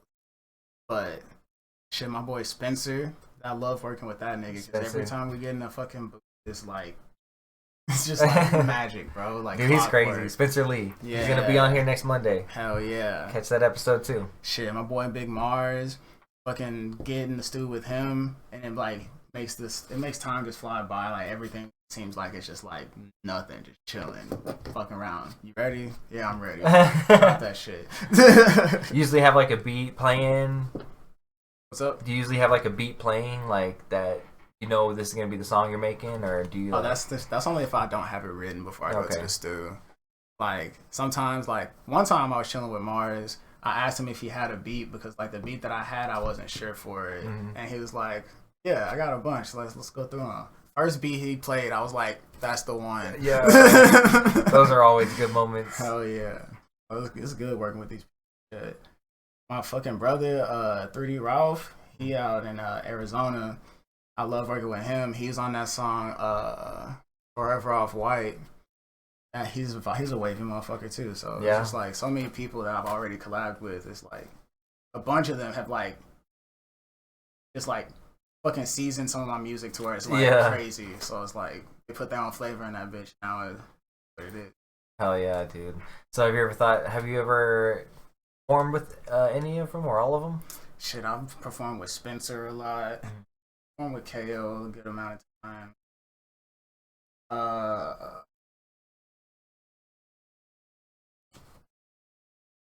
Performed with my boy Joe. He got like one song with me. That song called 28. That shit's like some shit. Performed with Rose. Off. With a bunch of people. So, Mike. Yeah. Most of them. So you said one of your homeboys is in Arizona? Yeah. Has he always lived there? Or? Oh, no, he used to live in Texas. Okay. He moved to Arizona. Do y'all collab before he moved? Nah, we send music. Oh, okay. Yeah. So what do you prefer? You prefer to be in the studio, or you prefer like? It really don't matter either way for me. Like, if like I can, let's get in the studio together. But like if not, it's not a problem. Like I'll send you the open and you run it back. Yo, verse made me feel like I gotta rewrite my shit, then I'm rewriting. Yeah. I totally feel that. Hell yeah, dude. Yeah, one thing I like about like kind of an old school style, you know, like just getting in the studio and having a bunch of people in there, and you're writing off each other and sharing what you wrote. And you're like, okay, hold on, we go, like you said, we go back to my shit. There's been plenty of times I'm in the studio with Spencer or like my boy Joey, my boy Joe. We're sitting there be writing or whatever, sitting there like, oh, you want to hear what I got? Yeah, sitting there spitting. They're like, oh, word? That's what's up. That's just hard. Bet. Just let me know I gotta go harder, bro. She said your least favorites need to up their game. That's on them. Damn, I'm not gonna say no name. I'm gonna say no name. No, it's like just anyone who wasn't immediately named. Damn. He said in this order. No. Right, hit him with the side eye. Shit, I said it in a song. It's some lyrics I've said before. I said shit. Fuck. See, this is what I'm talking about. Until it's like showtime, I can't remember shit. No, I feel you. I think it was like in Fit In where I said, back in after this section, then some get to step in or some shit like that. Oh yeah. Yeah. I think I remember that because that was one of my favorite songs that you wrote because I love that. I love those type of songs that's like, you know, about like fucking, you know, fuck fitting in. Yeah. Like this is where I fit in. Right. Kind of shit, you know. Yeah, make your own, carve your own kind of shit. Exactly. Make your own lane. Yeah, exactly. Type shit. Yeah, I really fuck with that song. All the songs really, they were all dope. Appreciate it. Yeah, so y'all go check out Sxnsxi. I'm gonna link whenever I do put this on YouTube. I'm gonna make sure I link all your stuff Bet. in the description below. But there's not one right now, but there will be. But yeah, it's dope. Where are we at right now? Oh, we're at about cool. We're already at like an hour and 9. Let's go ahead and take a break, and then we'll come back and finish the rest of the interview. Oh, yeah. How many Rocket League cards you got? I got too many. Like I haven't even customized all of them. Like a good portion, I've just like picked my favorites, fucking favorited them, put them to the top of the list, and then just customized them bitches. Oh, okay. Yeah. Yeah, I fuck with only one car, the Dominus, because if I start fucking around too many cars, I'm gonna not get used to where, like, how fast they go in the hitbox and all that bullshit. But I have like, I'll be free balling. all mine are fucking customized, where I have one for every season. Like I have a winter, summer, fall, spring car, and I got a 4th of July car, which is like kind of like my best way of like doing an anti-America car, you know what I mean? Like it's got like blood splatter on it, shit like that. It's like red, white, and blue with like Uncle Sam hat. But anyway, I got an Easter car, a Christmas car, Halloween car. So I have like one for like every occasion, you know what I mean? I just keep flipping out, and then I have like 3 presets that are like just for any day that are just cool shit. Hell like yeah. snakeskin looking one and shit. All my shit's like off of different random ideas that I have. Like literally one of my shits is called Dual Ranger because like the opposite side looks like 2 different Power Rangers. Oh, that's sweet. And then I got one that's called Hondea because it's a Honda and it just flips back and forth between like a neon Honda and like a street racer Honda type Oh, shit. That's cool. And it's Hell like yeah. dedicated to Zendaya's ass too. The Zendaya, like Zendaya. the actress? Yeah. Yeah. It's That's off of your her girl? name. No, it's just a play off of her name. Oh, okay, I get you. Hell yeah. I got one that's called Sunrise Sunset, where like the blue is like sunrise colors and stuff like that. Word. And there's wheels that were like special edition wheels that came out a few seasons ago. That one was sunrise and one was sunset. So I just matched the car color to like that and made like the theme, like the sunrise has like sunglasses, the sunset has like a starfish, Yeah, whatever. got you. Yeah, so I just thought it was quite cool. Hell Yeah, talking Rocket League. So one day, don't be surprised if you catch Sxnsxi playing some Rocket League with us on a Sunday. It's gonna go off, dude. And you'll have some real dope clips too. Yeah, I see some weird looking cars. Yeah. Bro, I got one that's like I dedicated it to like sea turtles, but instead of like green, it's red. And I got like a baby sea turtle as like the hood on. yes. I just got that one. It's like popping out of the shell. Yeah. Fuck yeah. That shit is dope. I think I put that on one of my preset cards. I don't think it's named. I think it's just preset whatever. Yeah. It's just like one of my cool designs. Like one's like a cutlass stuck on the top, but the blue one has the turtle. Oh yeah, got you. Yeah. Well, fuck yeah, dude. Rocket League, going hard. And then whenever Skate comes out, Fuck yeah. you gonna be on that? too. Yo, because I've been warning everybody, like on my Sunday streams, it's called Sunday Fun Day. I just play video games, multiplayer gaming. I've been warning everybody, yo, when Skate comes out, that's gonna be the game that I play forever. Everybody's getting challenged to a game of Skate. I can't wait because I know you're not just stuck with a triple kickflip or quad. I think it was like locked to a quad in Skate 3. Yeah. Same thing with like 540 flips. Like you couldn't just flip it infinitely. It'd just be a tray flip. Yeah. But now you can just flip shit infinitely until you are ready. Like there's been so many like. Let me turn that shit down. What are you going on here? Shit, they let you do the infinite flip on Skater XL, but it's like magnetized. So like once you let go, the board's just gonna come back to your feet. Oh, that's interesting. Yeah. I gotta play that shit. Turn this shit down. Okay. I gotta play that shit. It's pretty weird. I want to play it. Like I said, I just don't want to pay for it. Yeah. If it's gonna be on PS Plus, you might as well. Oh, you already wait. know. You might as well wait at that point. But like, if it goes down to like $10 or some shit, definitely worth at least $10. Yeah, hell yeah. There's another game I want to play called Superliminal. It's out right now. That's like just went down to 8. So I was thinking about copping that, but everybody knows I'm a Final Fantasy dude. So Word. 16 comes out in like two weeks. So Hell yeah. it's gonna Haven't played consume that shit all of that forever. weekend. Yeah, that's my shit. I started with 15. It was like the first one I played to completion. And then I went back and played like 6, 7, 8, 9, 10, 12, 13, and yeah, that was it. Yeah, now since 15's come out and I played all those, now 16's about to come out, so I'm like, all right, like let's go. Oh yeah, that's my shit. Anyway, back to the music. Let's get back to talking about some music. So we were talking about shows. Oh yeah, one thing I was gonna ask you. We were talking about collaborators. Playing with those collaborators. I was gonna ask if you had any crazy show stories or instances or. There's been like so many wild shows that it's just hard to like pick certain ones. Like, I mean, you can talk about all of them. It's like, what's the first one that comes to mind? the first one was like the most recent, like the Wild Bill, and the one before that one, because like there's been like little to like I can count how many times this happened on my hand to like motherfuckers that like said my lyrics back to me type shit. So it's like moments like that I'm like, yo, this is fucking crazy. Cause like I'll be out of breath sometime and I like spit a whole like certain songs I like spit the chorus myself and I spit everything myself. So it's like I'm like at points I run out of breath and like sometimes I'm like da da da da da and I stop and I hear the crowd da da da da da da and I'm like that's I hope somebody got that on camera. Yeah. And like shit, this is why I love performing so much, because like I'll pull that song out and like that's like one of my best crowd interaction songs, because I just get them like looped into it, because like all you gotta do is say Yeah. and like every time I look at you, you're gonna say when it comes up for it, and like motherfuckers are like mosh pitting in the fucking just like standing around in the bar and shit, just sitting there mosh pitting, or like right in front of the stage mosh pitting. I've had like a few people come and like dap me up off the edge of stage, like, bro, that song was hard. And I'm like, bro, my set ain't even over yet. Exactly. Trying to talk to me, wait till I get off stage. Right. I'm like, appreciate you, but like, yeah, nah, give me like fucking 8 more minutes, bro.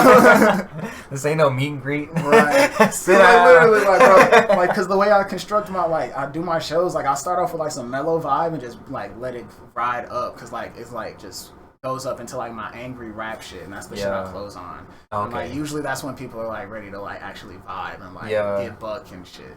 Hell yeah. It's fucking dope. It's like that's awesome, dude, because like a lot of people don't talk enough about like how to construct a set. I wish I would have talked about it with Mike, but he'll be on here again, I'm sure. But yeah, how to construct a set and like manipulating the vibe to go certain directions, whether you like start heavy and bring it back down and go back or whatever, like just being conscious of that instead of just playing like your hits or whatever. Exactly, in any order. I just usually don't perform like say like super sad songs, but like Fit In, that's like probably like the lower side of the spectrum. That's like the lowest that I'll go. Like I don't really like, unless it's like a fucking like, say I fucking blew up tomorrow and like people knew like my fucking breakup songs or type shit like that, then I would probably pull them out. Yeah. But like as of now, it's just gonna be like some wavy shit, some vibey shit, like Juice freestyle. Like people fuck with that shit at the shows, because like I'm sitting there like I'm like, yeah, like I told my boy, just take my lyrics out, leave the ad libs, leave the fucking FX sounds, and I'm gonna just spit that shit at the show. That's how I'm gonna spit it. And he just left everything. That's crazy. Like So the way it's recorded is the way you do it at the show, or do you freestyle every time? Oh no, like the way it's recorded, like I just memorized it like after I recorded. Okay, it I got shit. you. So you do the same lyrics. Yeah. It's just from a freestyle. Yeah. Okay, that's dope. Yeah. So I just had him like take my main like freestyle lyrics off of there and have my and just leave my intro and all my ad libs. Yeah, which is how it always should be done. That's one thing me and Mike talked about.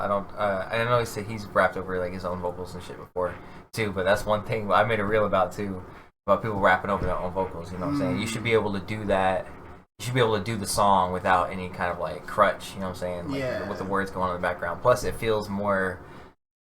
I don't know. It feels more like a performance rather than you just rapping along to your own track. You know what I mean? It's just something different about it. Because the first time I saw it was like, I don't know, 2009, 2010, something like that. We just started kind of, we were doing rock shows going into doing hip hop shows.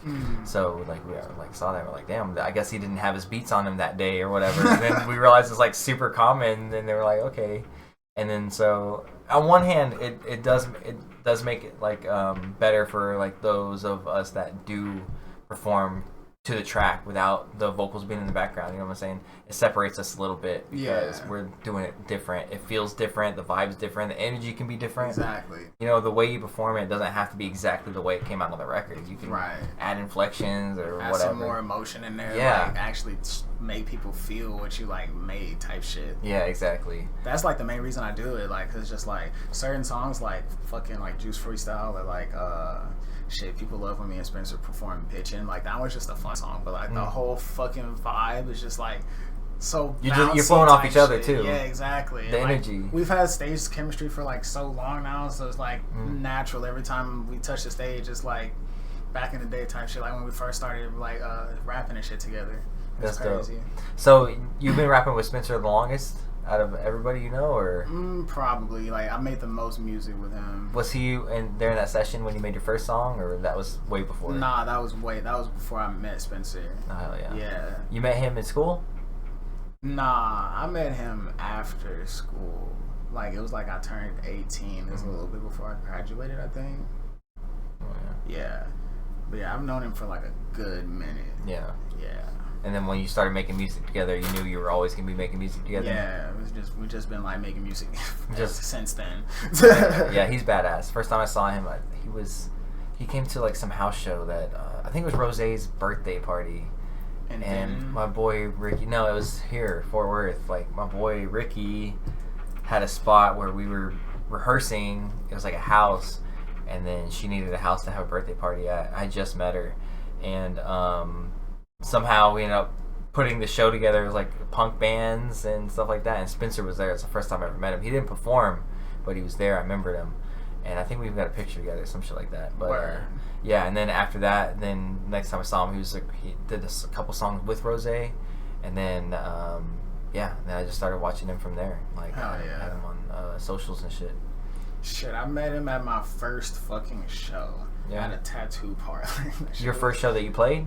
Huh? The first show you played? Yeah, like ever. Like my very first fucking You played at a tattoo performance. shop? Yeah. Yo, how did that come to be? It was weird. Like homie just like I had a song with a homeboy, and he had secured this slot, and he also had a song with Spencer. Mhm. So me and my boy KO linked up with him because we both had a song with him because he wanted us to perform it with him. So we went to a tattoo shop. That's when I met Spencer. That's crazy. There was like 8 people. Yeah. Oh, I played those shows. It was crazy. I was standing on, and it was like a corner stage. Like it was so weird. It was like where you would see like a church choir or some shit. Oh, okay. That's so interesting. And it's just like us just sitting there crowded up, a gang of niggas just sitting there waiting to spit. That's great. How many mics do they have hooked up? Maybe like 2 or 3. And you were passing them off and shit? Yeah. I already knew. I pictured it in my head. I was like, they did not have 6 or 7 mics. Yeah, no. Yeah. Definitely not. Was there monitors? I don't even. I remember the amp sitting on the edge of the shits, and we're just sitting there tucked into a corner where there's like a little center spot where you're just like projected into the middle of the fucking. That's crazy. So it's kind of a crazy show story. Yeah. It's just funny. Like I never even heard of a show in the tattoo shop. That's what I'm saying. It doesn't really sound sanitary. Like, people spitting all all up in the air and shit while you're getting a tattoo. Dude's a nigga in his back tattoo just watching. You can see everybody tattooing and getting tattooed. That's fucking funny. That's kind of funny. I guess just imagine it. And I'm guessing that does the tattoo shop exist still? Like, is it? I don't even know, bro. I want to say it was like in Watauga or some shit like that. That's crazy. Dude, I can't even imagine. That's so funny. I remember that reminds me of like a weird combinations of shops. Like there was a skate shop that used to be where the PacSun used to be in Ridgemar Mall. Because you know Ridgemar Mall is like fucking dead, right? Alright, so where the PacSun used to be, before it was a fucking PacSun, it was the skate shop. I can't even remember what it's called, but they sold skateboards, shoes, skate videos, and clothes and shit. And for some reason, they had a piercing stand in the back. Well, you tell me this motherfucker's putting skateboards together and then going, okay, hold on, I got you. Right, like, nah, that'd be $20. I swear, it's crazy. And what's funny is that place got shut down because of sanitation policies and shit like that. Of course. I wouldn't be surprised if that tattoo parlor got shut down, so... It did look like kind of like some hole in the wall shit, so... I could imagine. I mean, they're sitting there, they're trying, I mean, if you think about it, they're trying to get shows in a tattoo shop. Crowded tattoo shop with another market. You know what I mean? I don't think it was going right to begin with. Like that's, you know. Yeah, no, they weren't thinking in the right spot at all. No, that's crazy. Like I could just imagine, like even like tattooers just like not being into the music, just not being like this is my job. Like why? Right. What idea was this? Like fucking Brandon, fuck this. I can imagine some asshole tattooers like turn this shit out like. And that shit would fuck with me, you know. I'd be like, man. Yeah, if I saw that, I'd be like, oh, word. Nah, cut my shit. I'm leaving.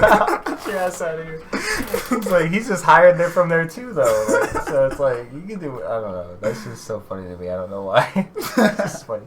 Is that the weirdest spot you've ever played in? Is a tattoo shop? Yeah, definitely. And it was the first spot. That's crazy. Yeah. Is that what you expected from like your first show? You're like, okay, I'm gonna do tattoo parlors from now on. Nah, I was just like, bro, that was decently weird. I met some cool people, but I was just like, this experience was worth it pretty much. Cause like, still got a homie to this day that I make music with and shit. Yeah, that's dope. But like, besides that, I'm like, I was looking at everybody. I was like, why did y'all motherfuckers? I shouldn't have came. Yo, so what? That makes me wonder. What is like your worst show experience? Was there a show that you regret that you besides that one?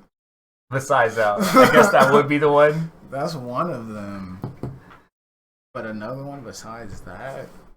Or like you don't have to say like who you were playing with or whatever, but I mean like just experience. I know. Low key, almost every one of other than that one has like actually kind of okay. Like. They like progressively got better. Oh, yeah. So like, cause it went from that, and then I started performing in bars. Cause I remember I was at Poor David's Pub. Oh fuck yeah! Performing at the Green Elephant. Those places, like the reaction was. I didn't really like the Poor David's though, because like there was no room for people like stand in front of. Yeah, because all the chairs. Everybody's sitting, and I'm just like, I don't like. This is weird. Yeah, I remember when we played Port David's. I was in the studio right before we were recording a record with Visit Inc. And I was talking to the engineer, and he was like, "Oh, Port David's is great there, but it's like a listening room." Yeah. And I was like, "Well, what do you mean?" He's like, "Well, people go there to listen to the music. Like they don't really go there to like." Jam out and like get lost and get drunk and blah blah blah. They're there to like sit there and listen to what you're doing. And I was like, okay, that sounds cool. We could probably fuck with that. And we got there and we see all these chairs like super close to the stage. And I'm like, well, like, are they gonna move those when people mosh? No. The thing is though, where those chairs are, it looks like it's supposed to be a dance floor. So I'm like, yeah. Y'all just set this up when y'all have people performing, or but like at the same time, I was like, fuck it, I'm still gonna show out. Yeah, exactly. I remember we played a song where I had a line where it's a line about blunts and grape rillos, grape swisher or something like that in the song, right? And I had like one of those big packs of grape swishers that were pre-wrapped inside the wrap. Yeah. And I was like, I said the line, and then I pulled that shit out, and then I fucking, and then that line finished my verse. So then I said there's something in grape swishers, and then I started pulling them out and throwing them in the crowd. I was like, I'm gonna buy some grape swishers just to throw in the crowd. Hell yeah. And everybody was like, okay. And the one person was like, I don't want that shit. And then the other dude was like, I got it. You know, so that's a free guard. Exactly. Exactly. Like people fucking with it. So Yeah, that, and we always use like glitter at our shows, so that's always kind of weird. Hell yeah. Because like if a like a real big 808 hits or like just a big moment in a song, we'll throw fucking glitter like this. Fuck yeah. And it's a crazy. It always makes people go wow or whatever. I feel you. Yeah, it's dope. That's what's up. Hell yeah. But yeah, I've had some actually pretty decent show experiences. Like that's probably like the only one that I could think of that was actually like, what the fuck am I doing here? Yeah. Type shit. Cause like yeah, everything just kind of like went up. Like there was like the numbers varied, but it was like the equipment or like the stage itself or like the venue. It would always be like either step above or on some same level shit. So it was like actually pretty decent. That's what's up. I performed like a decent amount, around the like Fort Worth. So it's like I've like been decently around here. You played more in Fort Worth than in like Denton. Oh, I did a good amount of Denton too, though. Thanks to Spencer yet again, because he's like one of the main reasons I even know Rose, because he put me onto their shows in the Drift House. That's what's up. Yeah. So like that's like where I started really like performing. That's like one of the best few times that I've been like performing. Everybody's like into it, like standing around you. Even like there's a few couches and shit, and motherfuckers sitting down, pressed up against the wall, but there's motherfuckers in there getting lit with you. Like I'm sitting there sweating my ass off, just fucking vibing, and niggas are sitting there sweating their ass off, vibing with me. Like it's crazy. Hell yeah. That's when I really fell in love with performing, really. So like yeah, thanks to them. Yeah, that's dope, dude. So like yeah, what's the best show you played? Fuck. It was probably that Mike Waters show that Zoe threw. Oh yeah, whenever Spencer headlined. Yeah. That shit was fucking. So you performed in part of his set too? Yeah, I performed a couple songs. No, actually, wait, maybe I don't remember. I performed probably like 1 or 2 songs on his set. Yeah, I did. Because I remember I was in the crowd singing "I Wish," and then like, okay, I need Dom to come up. And I was like, let's go. Exactly. Oh, yeah. That shit was lit as fuck. Crowd and love like had a dope ass reaction. Like I'm sitting up there like pretty drunk. Remember like surprised I'm remembering like some of my lyrics and shit. And I was about to perform Fit In, and I had this like whole intro before it dropped. I'm like, I don't even remember what the fuck I said, but I was like, nobody fuck with you, then I fuck with you. Somebody in the crowd was like, I fuck with you, and I'm like, and I fuck with you, and then that bitch just dropped, and I was like, hey. That's so great. The audience gives you like ammo. Exactly. Shit was fucking great, bro. I love it. That's dope. Hell yeah. Yeah, dude. Good shows are good shows, man. I guess we'll get back to the questions. Do I have anything else to add to that? Oh yeah. So what's a favorite song? Do you have a favorite song that you've recorded of your own, like from your entire catalog? Yeah, it's another hard. Like I'll like feel like I'm leveling up like whenever I fucking certain kinds of songs, and it just feels like a certain way to me. So it's like certain songs have a certain place in my heart. Yeah. Like AOUN, that's one of my favorite songs that I've made. Fucking all those last 3 songs that I just dropped, that EP, all of those are like some of my favorites. Muddy Cup is one of my favorites. Like these are like whenever I like actually solidified like finding my sound and shit, and I was like, I got this little auto-tune shit, but I don't always use auto-tune because there's all like style and shit, and yeah, those also fall into some of my favorites. But like if I had to pick one, it'd probably between AOUN and okay, or no, Rip Skinny Jeans actually. Rip Skinny Jeans. Yeah. It's like I got a video to that hoe too. People fucks with that shit. Like that was one of my songs. I was just like starting my wavy shit. So I was like, fuck it. What was the inspiration behind Rip Skinny Jeans? Pretty much just being confident in who I was and like how I dress and like who the fuck I am. Cause like it's been a while, but like motherfuckers like, oh, this nigga dress weird. He's weird as fuck. And I'm like, bro, yeah, I'm weird as fuck. Like I've been weird as fuck if you actually knew me. But like it's cool. I don't give a shit. Weird is rad. Exactly. Trademark that shit. Trademark that shit. You heard it right here. Sxnsxi. Yeah. Where did Sxnsxi come from? That was just like I was like at a point in time where I like feel like I needed a new image because like my old shit didn't feel like me anymore. Did you have a name before Sxnsxi? Yeah. What was it? It was a Domo Kid. The Domo Kid. Okay, Yeah. that's not bad. Yeah, Yeah. I'm a high schooler. So Yeah. I was like, fuck it. Yeah. Mix my name with some shit, and then I came up with that, and I was like, alright, ran with that for a little bit. Then I was just like chilling at my dad's house, like thinking of just names and shit. I'm chilling with my girlfriend at the time. And I was like, oh, how you feel about Little Sxnsxi? She's like, oh, I like that. I was like, but I take out the E's and put X's. And she's like, ooh, I like that. Like, alright, bet. Have you ever had like people like? Has anybody ever had trouble like pronouncing like All the time. all bro. the time? It's like, little Sxnsxi. Sxnsxi. And I'm like, what? What the fuck? Sxnsxi. That's the most common. Yeah. That's literally like the most common. I'm like, I gotta look at it. what are you talking about? I gotta look at the name. That's hilarious. Sxnsxi. Oh my god, that's fucking hilarious. Oh my god. That's funny. Yeah, people.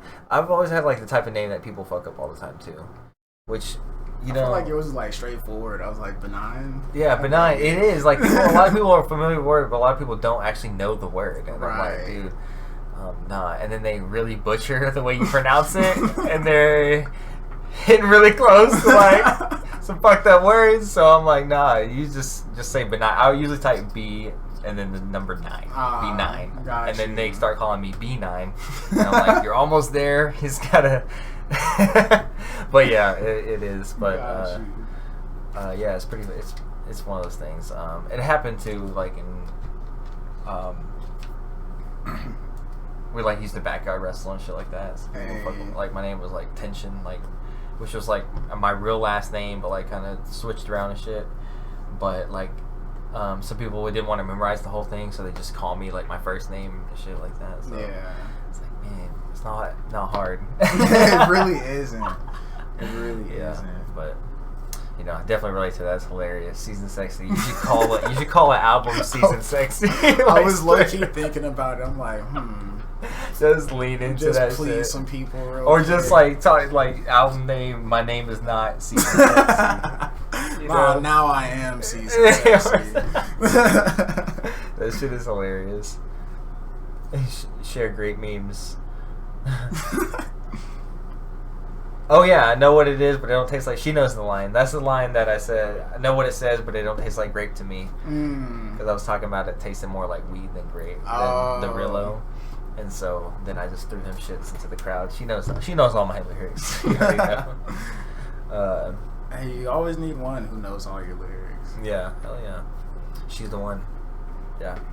A couple other people, but So she's the first one. She knows lyrics to songs that don't even exist as far as like lyrics that I wrote. I didn't even know. So like that backpack that that fucking I lost. I didn't realize like I sent her a lot of lyrics to some songs and stuff like that. She kept some of the lyrics and she printed them out, and I was reading my own lyrics like I'd never read them before. That's dope. In West Virginia like a couple weeks ago, I was like, oh man, please take these because I need to gold mine. You know what I mean? But them shits are like ones I wrote when I was like 14, 15. So they're like my Rise Against. Yeah. Yeah, like that's my fucking band. You see the poster right there too. Like that was my introduction into punk rock and like the type of punk that I was like, oh shit, lyrics can mean something. You know what I mean? Because up until that point, I was only listening to like Simple Plan and Fall Out Boy, which Fall Out Boy is not bad though. Yeah. No. But yeah. Other than that, it's like more pop, like girl breakup songs and stuff like that. Hold on to creative shit, exactly. I mean, they still have some drawings and stuff from 16, 17 that I like, Shit, I wish. A lot of my shit got lost in. Oh damn. My family used to move a lot. So. Yeah, I did too. We were in like 9 different schools before 7th grade.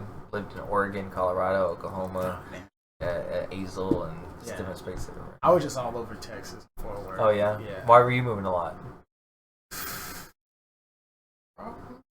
It's just like random like job shit, parents or whatever. They didn't have to travel for their job. They were just like bouncing or whatever. Yeah, like I guess like mortgage would get too expensive or something. I really don't know. I was like I didn't really like pay too much attention to it. I just like knew that I was moving Yeah, I'm like, okay, we're going now. Right, like, can I go to sleep yet? Can I unpack yet? It'd be like that when you're a kid. You just like, okay, this is what we're doing now. Okay, Yeah. like everything's normal because you don't have anything to compare it to. Low key, I think honestly that was just me and my family. Like my little brother, my big brother, I was like, why we gotta move? Why we're doing this? Oh, really? Yeah, like I was like the main one in my family who was just like, oh, we're doing this. All right, cool. Like if you talk to my mom, she's like, yeah, he's the most nonchalant motherfucker. Hell yeah.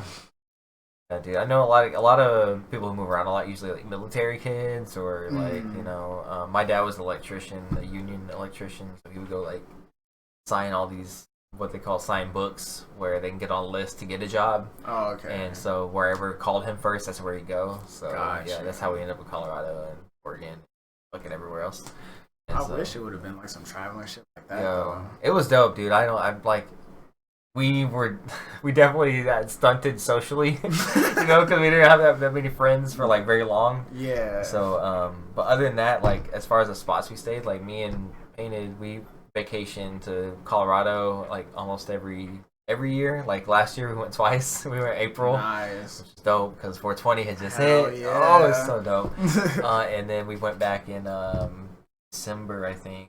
Or maybe it was October. We went for Halloween. Yes, we went for Halloween night. We were in Colorado. Yo, this shit was like a movie, man. Nice. Actually, we vlogged a lot of it, which I still gotta fucking edit. But it was like Halloween Town or whatever. Like it's a Disney movie. Everybody's on the streets. It's like every shop has candy and there's like the costumes are crazy. Like we saw this Edward Scissorhands that was like it looked like a fucking the guy from the movie. Like it wasn't like a half-assed like a guy holding scissors. Looking props. Yeah, And shit. Fuck yeah. Oh, shit was crazy, man. That was a good time. And of course we were baked as fuck the Of whole course. time. Because ever since 2014, that's the first time I ever took her up there. Was because I lived there when I was like 10, so it wasn't legal there yet, and I didn't smoke weed. I didn't start smoking weed till I was 18, almost 19. Word. Yeah, it took a long time. I was completely straight edge for a long time. I started smoking like 12, 13. That's crazy. I always stress out when people say that because I'm like, how did you get introduced? My homeboy, bro, same way I got introduced to music. Yeah. I'm skating same with guy? Nah. Oh, okay. I'm skating with my boy Jonathan, and he's like, "Hey, you want to smoke some weed?" And I was like, I'm sitting there thinking in my head, I was like, "What the fuck is weed, bro?" Yeah. I'm just remembering movies and shit. And I'm Yeah. like, "Fuck it, let's go." Pull it to the homie's crib, smoke out of this fucking tall ass bong. Fucking 15 minutes later, I'm sitting there laying on a fucking waterbed, just sitting there floating, listening to music, feeling the bass. Going to the restroom, I like took a piss and I look in the mirror and I'm sitting there like, looking at myself like, bro, I love smoking. Yeah. It's like day one. Exactly. Yeah, hell yeah. I was always really reluctant. Like movies never portray it right at all. No. It's always like some tripping. Oh my god. You know, whatever. Yeah. I'm hungry. I need to eat or some bullshit like that. No, I was always like really straight edge. But like as far as the friend groups I had, like a lot of them were stoners. Yeah. And they would always be like, every year of high school, I'm gonna get you to smoke weed. No, you're not. I'm gonna get you to smoke weed. No, you're not. And then it was like that until I left high school. And Word. then, 18 and a half, I got my day job. I started talking about this with my coworkers and shit. And then I was skating with Heather and one day, and she was like, "You mind if I roll up a joint?" And I was like, we're like, "Oh, okay." And then she started smoking. We're like, it kind of smells good. And then she's like, "Do you want to hit it?" And we're like, "All right, I guess." Hey, hell yeah. But it Shout out didn't to work. Heather. Like a lot of fucking people. Yeah. Heather's the That's guy. happened with my boy KO. Yeah. I got him smoking, and like the first time I smoked with him, like the first couple of times I smoked with him, he didn't get high. Yeah, same and thing. And then one time I smoked a blunt with him, and he's just like, I'm talking about like the yeah. like, what the fuck? Like, is this real life? Is this? Yeah, I remember the first time I got high. That was crazy. Fuck Still with yeah. Heather and my friend Greg, again my brother and me.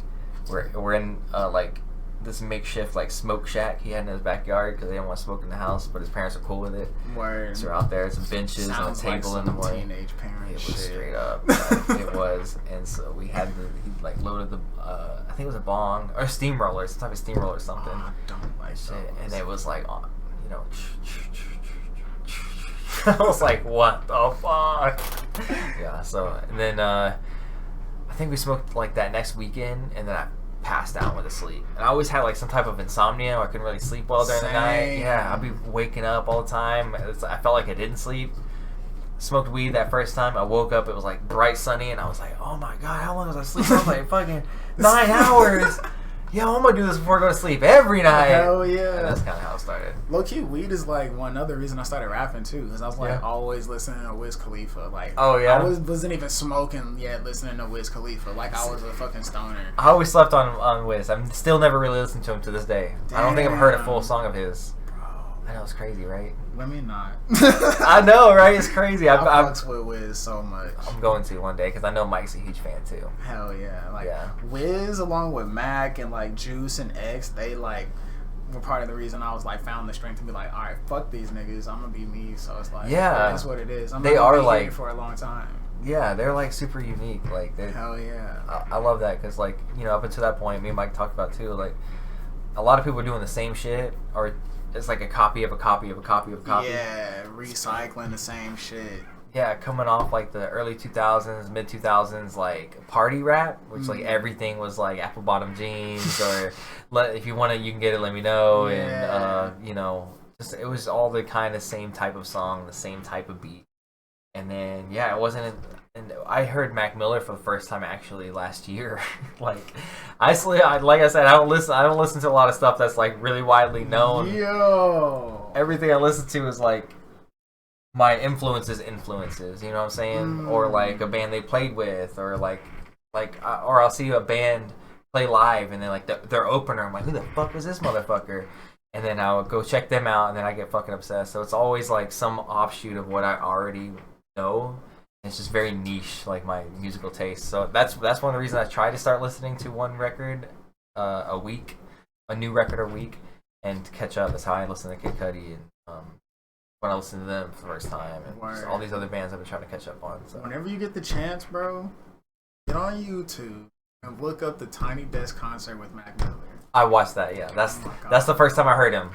Okay, that's because Thundercat's with him. Yeah, and that's one of the things that pushed me to it too. Because I love Thundercat. Like as far as like jazz and jazz fusion, that is my rabbit hole. Like, no, I'm like, how you know Thundercat would. Dude, Thundercat goes hard. It's that weird niche shit that I really love. Like just he plays 6-7 string bass and sings. Come on, man. No, what the fuck is he on? Yeah, him, Jacob Collier. There's this like classical folky band called Punch Brothers that I fucking really love too. Yeah, that's this kind of shit I like. I'm really into music nerdy shit. Snarky Puppy.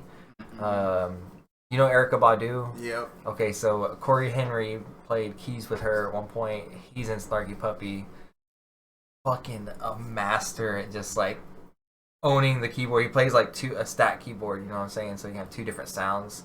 And just like that dude is fucking insane. So I like really nerdy music shit. Like I'm really cerebral about like notes and intervals and all that type of shit. Gotcha. You know, I'm a musician first, lyricist and MC second. You know what I mean? I just go off of feet. Yeah. Like I hear a beat and like whatever I hear, if I like the idea, I'm like, that's the song. Yeah. I like construct it.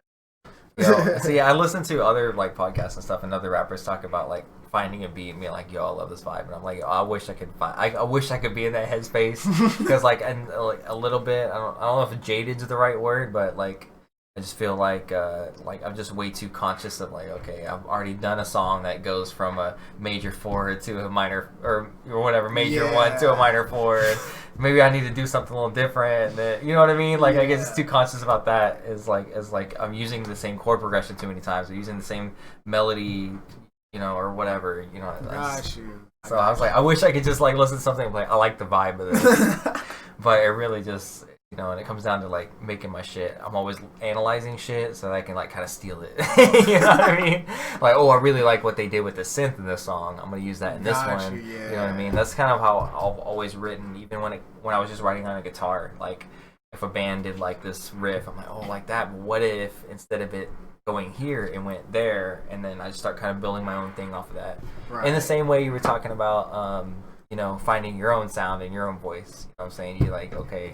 Like what they're doing there, and I like, you know, it's fuck that. I'm gonna be me about it. Right. You know, when you first start writing, you're kind of writing what you think people think would want this to is hear, yeah would like, want to hear relate to. exactly. Yeah, and you gotta get used to like writing your own shit. Yeah, it's the same thing with writing music. Exactly.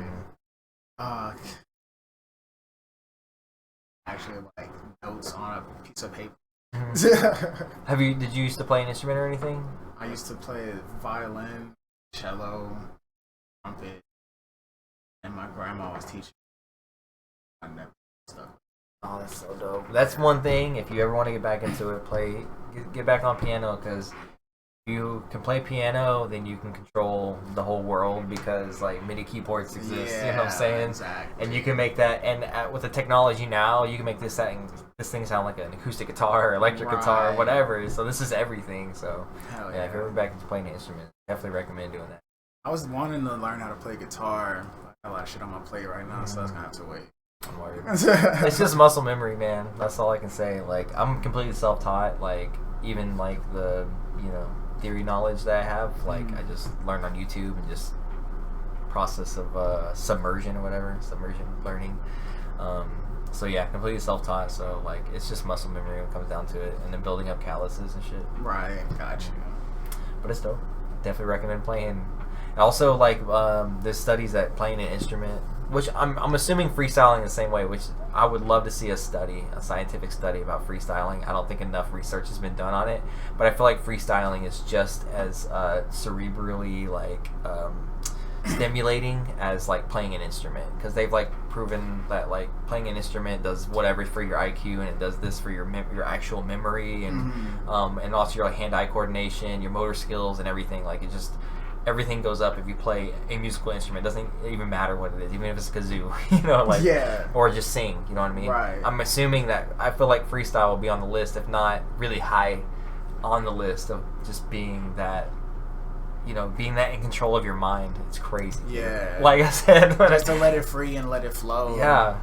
And still come up with some shit that like makes semi-sense, if any, you feel me?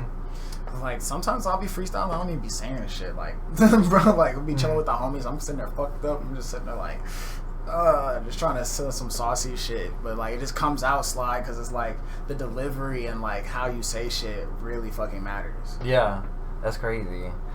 Man, I don't think about that. So, as far as, like, cadences, is that how you're usually writing? You usually think about the pattern in which you want to say something before you think about what you're going to say? Pretty much. Like, if I like hear a beat and I get a bounce to it, that's like the flow that I'll go with for starting off, because like I love to switch my flow throughout my songs.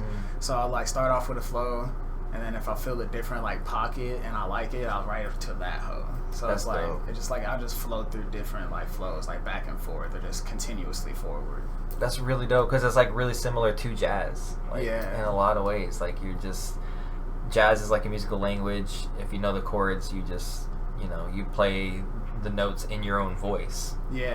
But same thing with lyrics and whatever you're saying, you're just turning off your brain and just fucking rattling off. It's crazy, letting shit come out. It's crazy. I'd love to see some studies on that.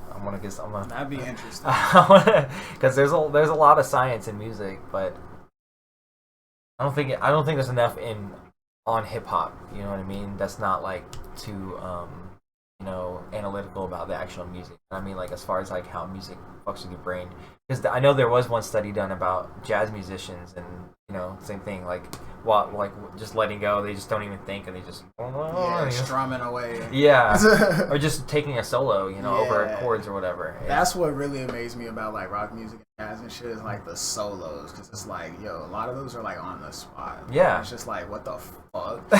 Like, how are your fingers even moving like that? What do you mean? That's what I'm saying about your freestyling, dude. Like, it's not even... See, the thing is, with music, there's only 7 notes in any key, right? Just kind of get nerdy and technical or whatever, but like, there's only 7, right? With freestyling, there's thousands, millions, however many fucking words. How many words are there in the English language? You know what I mean? Hey, no, it's not even, you can't just say it, because like motherfuckers be rapping in Spanish and French and shit. So it's like you got so much shit to say, like, in many different ways. So many different ways, you know what I'm saying? In soloing, that's like nothing compared to what you can do. You know what I mean? You're over here amazed at soloing, like, they're only choosing from 7 notes. That's it. You know what I mean? I think my amazement is more from the finger dexterity. Yeah, I guess so. Yeah, I'm but like damn. again, it's just muscle memory. You know where those notes are. Like, Yeah. as long as you're following the chord and following the progression, like these are the right notes, and then it changes chord. You're like, no, these are the right notes. But even then, right is completely subjective. So you can play any note during whatever, which is kind of what makes jazz. Jazz is like, you know, adding those stank notes. Yeah, or, facts. you know, but yeah, it's still crazy. Even then, there's only 12 to choose from. So like, there's thousands of words. That's that's one thing that again it amazes me about freestyling. It awes me in that seeing that skill. You know what I mean? Or hearing that. That's skill. one reason you also gotta like turn it off, because like once it's on and you're Mm-hmm. like trying to think of shit to say, then words aren't gonna stop coming. It's gonna make it hard for you to freestyle. Oh. You just gotta think about what you want to freestyle about. Okay. That's like, gotta just keep it as simple as that, and That then makes let that sense. shit roll out. Like what you just did last Sunday, like whether you went grocery shopping or some stupid shit, like let it flow out. I think I see what you're saying now. You just opened my mind a little bit to it. I think I understand. There's this rapper that we went to. He's one of the dudes I found through other shows and shit. This dude named Astronautilus. I'm not sure if he actually makes music anymore. It's been a minute. But we saw him live like 4 or 5 times, and he has this segment during each of his shows where he puts on a beat and he asks everybody in the crowd for 5 things. And it's anything. Like, so I remember one of them, like somebody said bees. I don't know why I just remember bees. But people just said random shit, right? Right. And then he would do a whole freestyle on all the things that everybody said. There was one show we went to. He goes, the first person he called on said Jeff Bridges, and he goes, "Hold up, everybody stop! I'm gonna do a full freestyle rap just on Jeff Bridges. I'm gonna do another one. I'm gonna get more suggestions, but let me just get this one out." And he plays the beat and he goes off about Jeff Bridges for like 5 minutes. That's hard. It was fantastic though. Maybe something you could use in your show. That sounds like, lit as fuck. you know what I'm saying? Hell yeah. Like, if you have the skill, I would be stealing that. Like, I would have stolen it if I had that type of skill. But I'm just saying. I'm it's surprised I suggestion. didn't have that back in the day. That's a good idea. Yeah, it's dope, dude, because it gets the crowd involved. You can just go off about silly shit. It don't really have to make sense, but it's just. That's great for interactions. Yeah, it's dope. Fuck yeah. It was always a good Think time. about that. Yeah, think about that. It doesn't have to be 5 things. You can do whatever, but you know, it's dope. Astronautilus, he's sick. He played with Brother Ali in Minneapolis area. He's from Florida or something, and Seattle kind of, which is like kind of opposite parts of the country. But somehow he like has 2 musical residences. You know, he's out of both of them. I don't know. I guess this is where he's biggest, or he moved or something like that. But a lot of the producers he worked with are from Fort Worth, and he worked with also Sarah Jaffe, who's on that wall right there, who's also worked with a lot of Fort Worth rappers. Fuck yeah. She was, Bad Guy by Eminem, Yeah. the sequel to Stan or whatever. Yeah. She's the singer on that song. She's the girl. She sounds kind of like Dido. Yeah, she's incredible. Seen her live twice too. Straight up. I honestly haven't been like seeing a lot of motherfuckers live. Just like been to a few raves and a few concerts and shit, like the X concert and shit. I think that's like the only rap concert I've really been to besides the shit that I performed. That's crazy. So everything else has just been like raves. That's So, crazy. Yeah. Hell yeah. So you listen to a lot of EDM? Yeah. Listen to a decent amount. That's what's up. I never really got into EDM, like, even though it was forced upon me by Call of Duty. I don't know. I don't. Every time I hear EDM, I always think about Call of Duty Black Ops 2, because I spent a lot of my life in that game. Right, I feel you. I just feel like EDM is kind of similar to rap, because like rap burst into so many subgenres. EDM has so many That's true. subgenres. There's something for like everybody, whether you want, or there's like something for every vibe. So whether you want to chill, whether you want to get lit, you want to dance, like it's got everything. That's true. See, I haven't really fucked with a lot. I know, like, strangely enough, I listen to mainly things with lyrics. Even though I kind of went nerdy recently. I be Snarky Puppy. freestyling over the EDM sometimes. Oh really? So, Oh, that's a yeah. good idea. Like people like when I coming up, I like made it a thing for people. Like people be like, "Can you rap over this?" And I'm like, "Bro," I'm like, "Bro." I've made it a thing to be like, if you give me a beat, I'm gonna rap over that shit. So like, if I don't like it, I'm gonna tell you I don't like it, but I'm still gonna try. Oh, okay. Hell yeah. Like, put it on. Right. Let me see. That's so great. Hell yeah. So, what's your favorite EDM artist? Oof. really don't think I have one. I just love the music and like the fucking whole like vibe and the culture of it itself. Okay. Cause like I like a bunch of them, like Keys and Crates and fucking Jaws, fucking Bass Nectar, Excision, Cruella, Alice in Wonderland. I love her so much. There's a bunch of them, bro. Do they usually use like samples and shit, or have like any vocals ever on them? Yeah, there's like a bunch that has like samples and a bunch that don't. It's just like there's so much EDM out there, like it's just spread out. Hell yeah. Have you thought about making a more EDM style track, or? Not necessarily myself, but I have people like homies who make like EDM and shit, and I'm like, bro, if you ever need vocals, just let me know. I can send you some shit and you can sit into your shit. Tell me what kind of vibe you're going for, and I'll send you a bunch of different samples. Hell yeah. Yeah. That's dope. I do like the sound. There's a lot of I've dabbled in. Have you ever tried to like make some yourself? EDM music? Yeah. Nah, not really. I was trying to make beats at one point, but I gave up on that to focus more on lyrics. Oh, okay. What were you fucking with? Like what DAW? GarageBand? Mixcraft. I don't even know that one. Yeah, it's like not really like that. But like I was using I had a homie using GarageBand for a minute too. Those beats were better than the shit that I was making. Yeah. GarageBand's not bad. Like I got it on that phone. I haven't really fucked with it that much. Limbro, what's going on, motherfucker? Your color is the same as painted, and I got confused. But what's San Holo? What is San Holo? I feel like that was a reference to something we said, but we missed the opportunity to catch it. Damn. Is that an EDM artist? Oh, I think it is. I haven't been in. I know Limbo fucks with it a little bit. That's what's up, San Holo. Yeah, Limbo fucks with EDM and a lot more of the heavier rock too. Word. He sent me. There's one that everybody knows. Fucking Tiesto. Fucking. All I know is Skrillex. DJ Snake. You haven't heard of DJ Snake? I Skrillex. That's okay, the extent of damn, what I know. Yeah, man. That's not my bag. Nah, you good. I'm just surprised because it's like certain songs is like people like they produce some songs. Like I'm trying to think. But now you said Skrillex. All I can hear in my head is Skrillex. Yeah. That's it, man. I was listening to from first to last and shit. Hell yeah. Tiesto and OG. See? All right, Limbo. Now you're gonna conduct this interview. I've overstayed my knowledge barrier. That's it. That's all I got. Shit. Yeah. I wasn't deep in the EDM scene, but I went to my first rave for my 17th birthday. Oh, that's dope. Yeah, it was pretty lit. Getting fucked up. It got canceled halfway through, so I didn't have a chance to get too fucked up. How's it gonna get canceled halfway through? Hurricane fucking weather. Oh shit. Yeah, I was sitting there I'm sitting there rolling and shit and tripping, and I'm sitting there in the stand in the fucking ground just fucking shuffling. They turned the music off, and I'm like, what the fuck? So everybody's in the fucking bleachers just sitting there freezing and tripping balls. Was it outside? Yeah, it was like in a football stadium.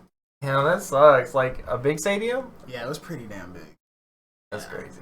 I forget, but it was at a football. That's great. Oh yeah.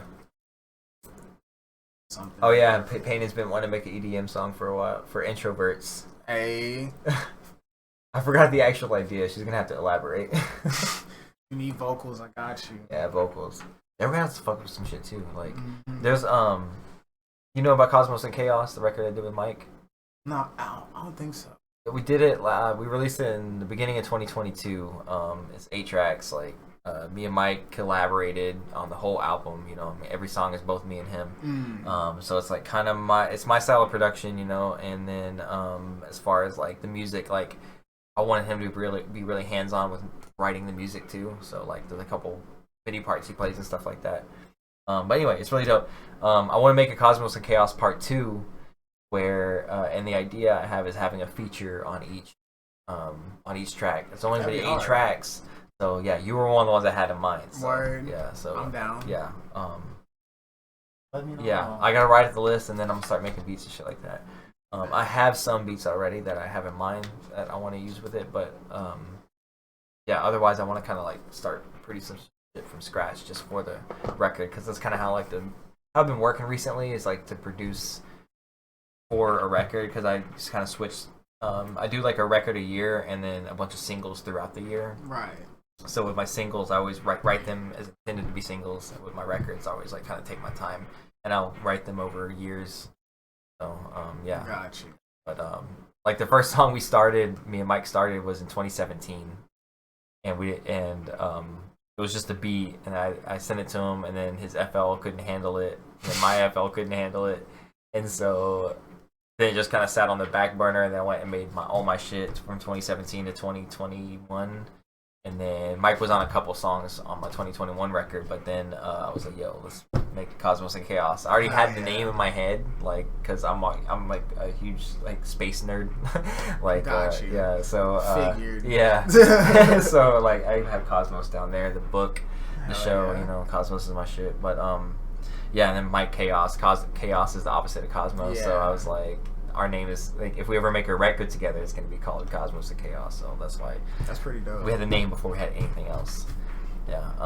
Hell yeah. Which is why it kind of comes up through the record. He says it a couple times.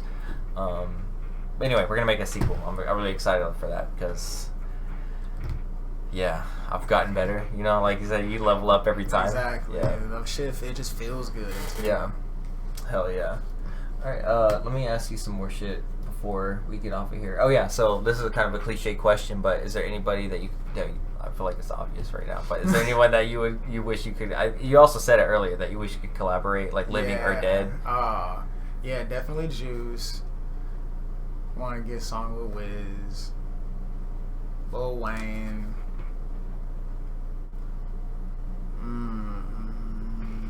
Did you listen to a lot of Lil Wayne? Hell yeah. Dude, I listened to the Carter 3. Okay, I grew that's up one. on That's one. We have found common ground. We found one that we both know. I listened to the Carter 3 a lot. Like Shoot Me Down. It was like one of my favorite fucking songs Hell ever. Yeah. We even found the beat on YouTube or something, just the beat without the lyrics on it, and me, my friend Albion, and my brother, we all wrote our own verses to that song. So that's kind of one of my first things we ever made together. So yeah, dude, I fuck with the Carter 3. Hell yeah, that shit 3P was my favorite off of that shit. Memorized the Millie word for word. I used to know that shit too. But like, even though I love Lil Wayne, at the same time I love Young Thug, so I'd love to make a song with that fool. And it's like that kind of contradicts itself because they don't fuck with each other. Really? Yeah. Oh man, it'd be like that. So their beef is not your beef, so make songs with who you want. But you see how NBA YoungBoy be acting? It's like, oh, you made a song with that fool? Yes, fuck you then. Yeah. You just record them both at the same time. You just don't release it. Record one, don't release it. Then go record the other one, then release them.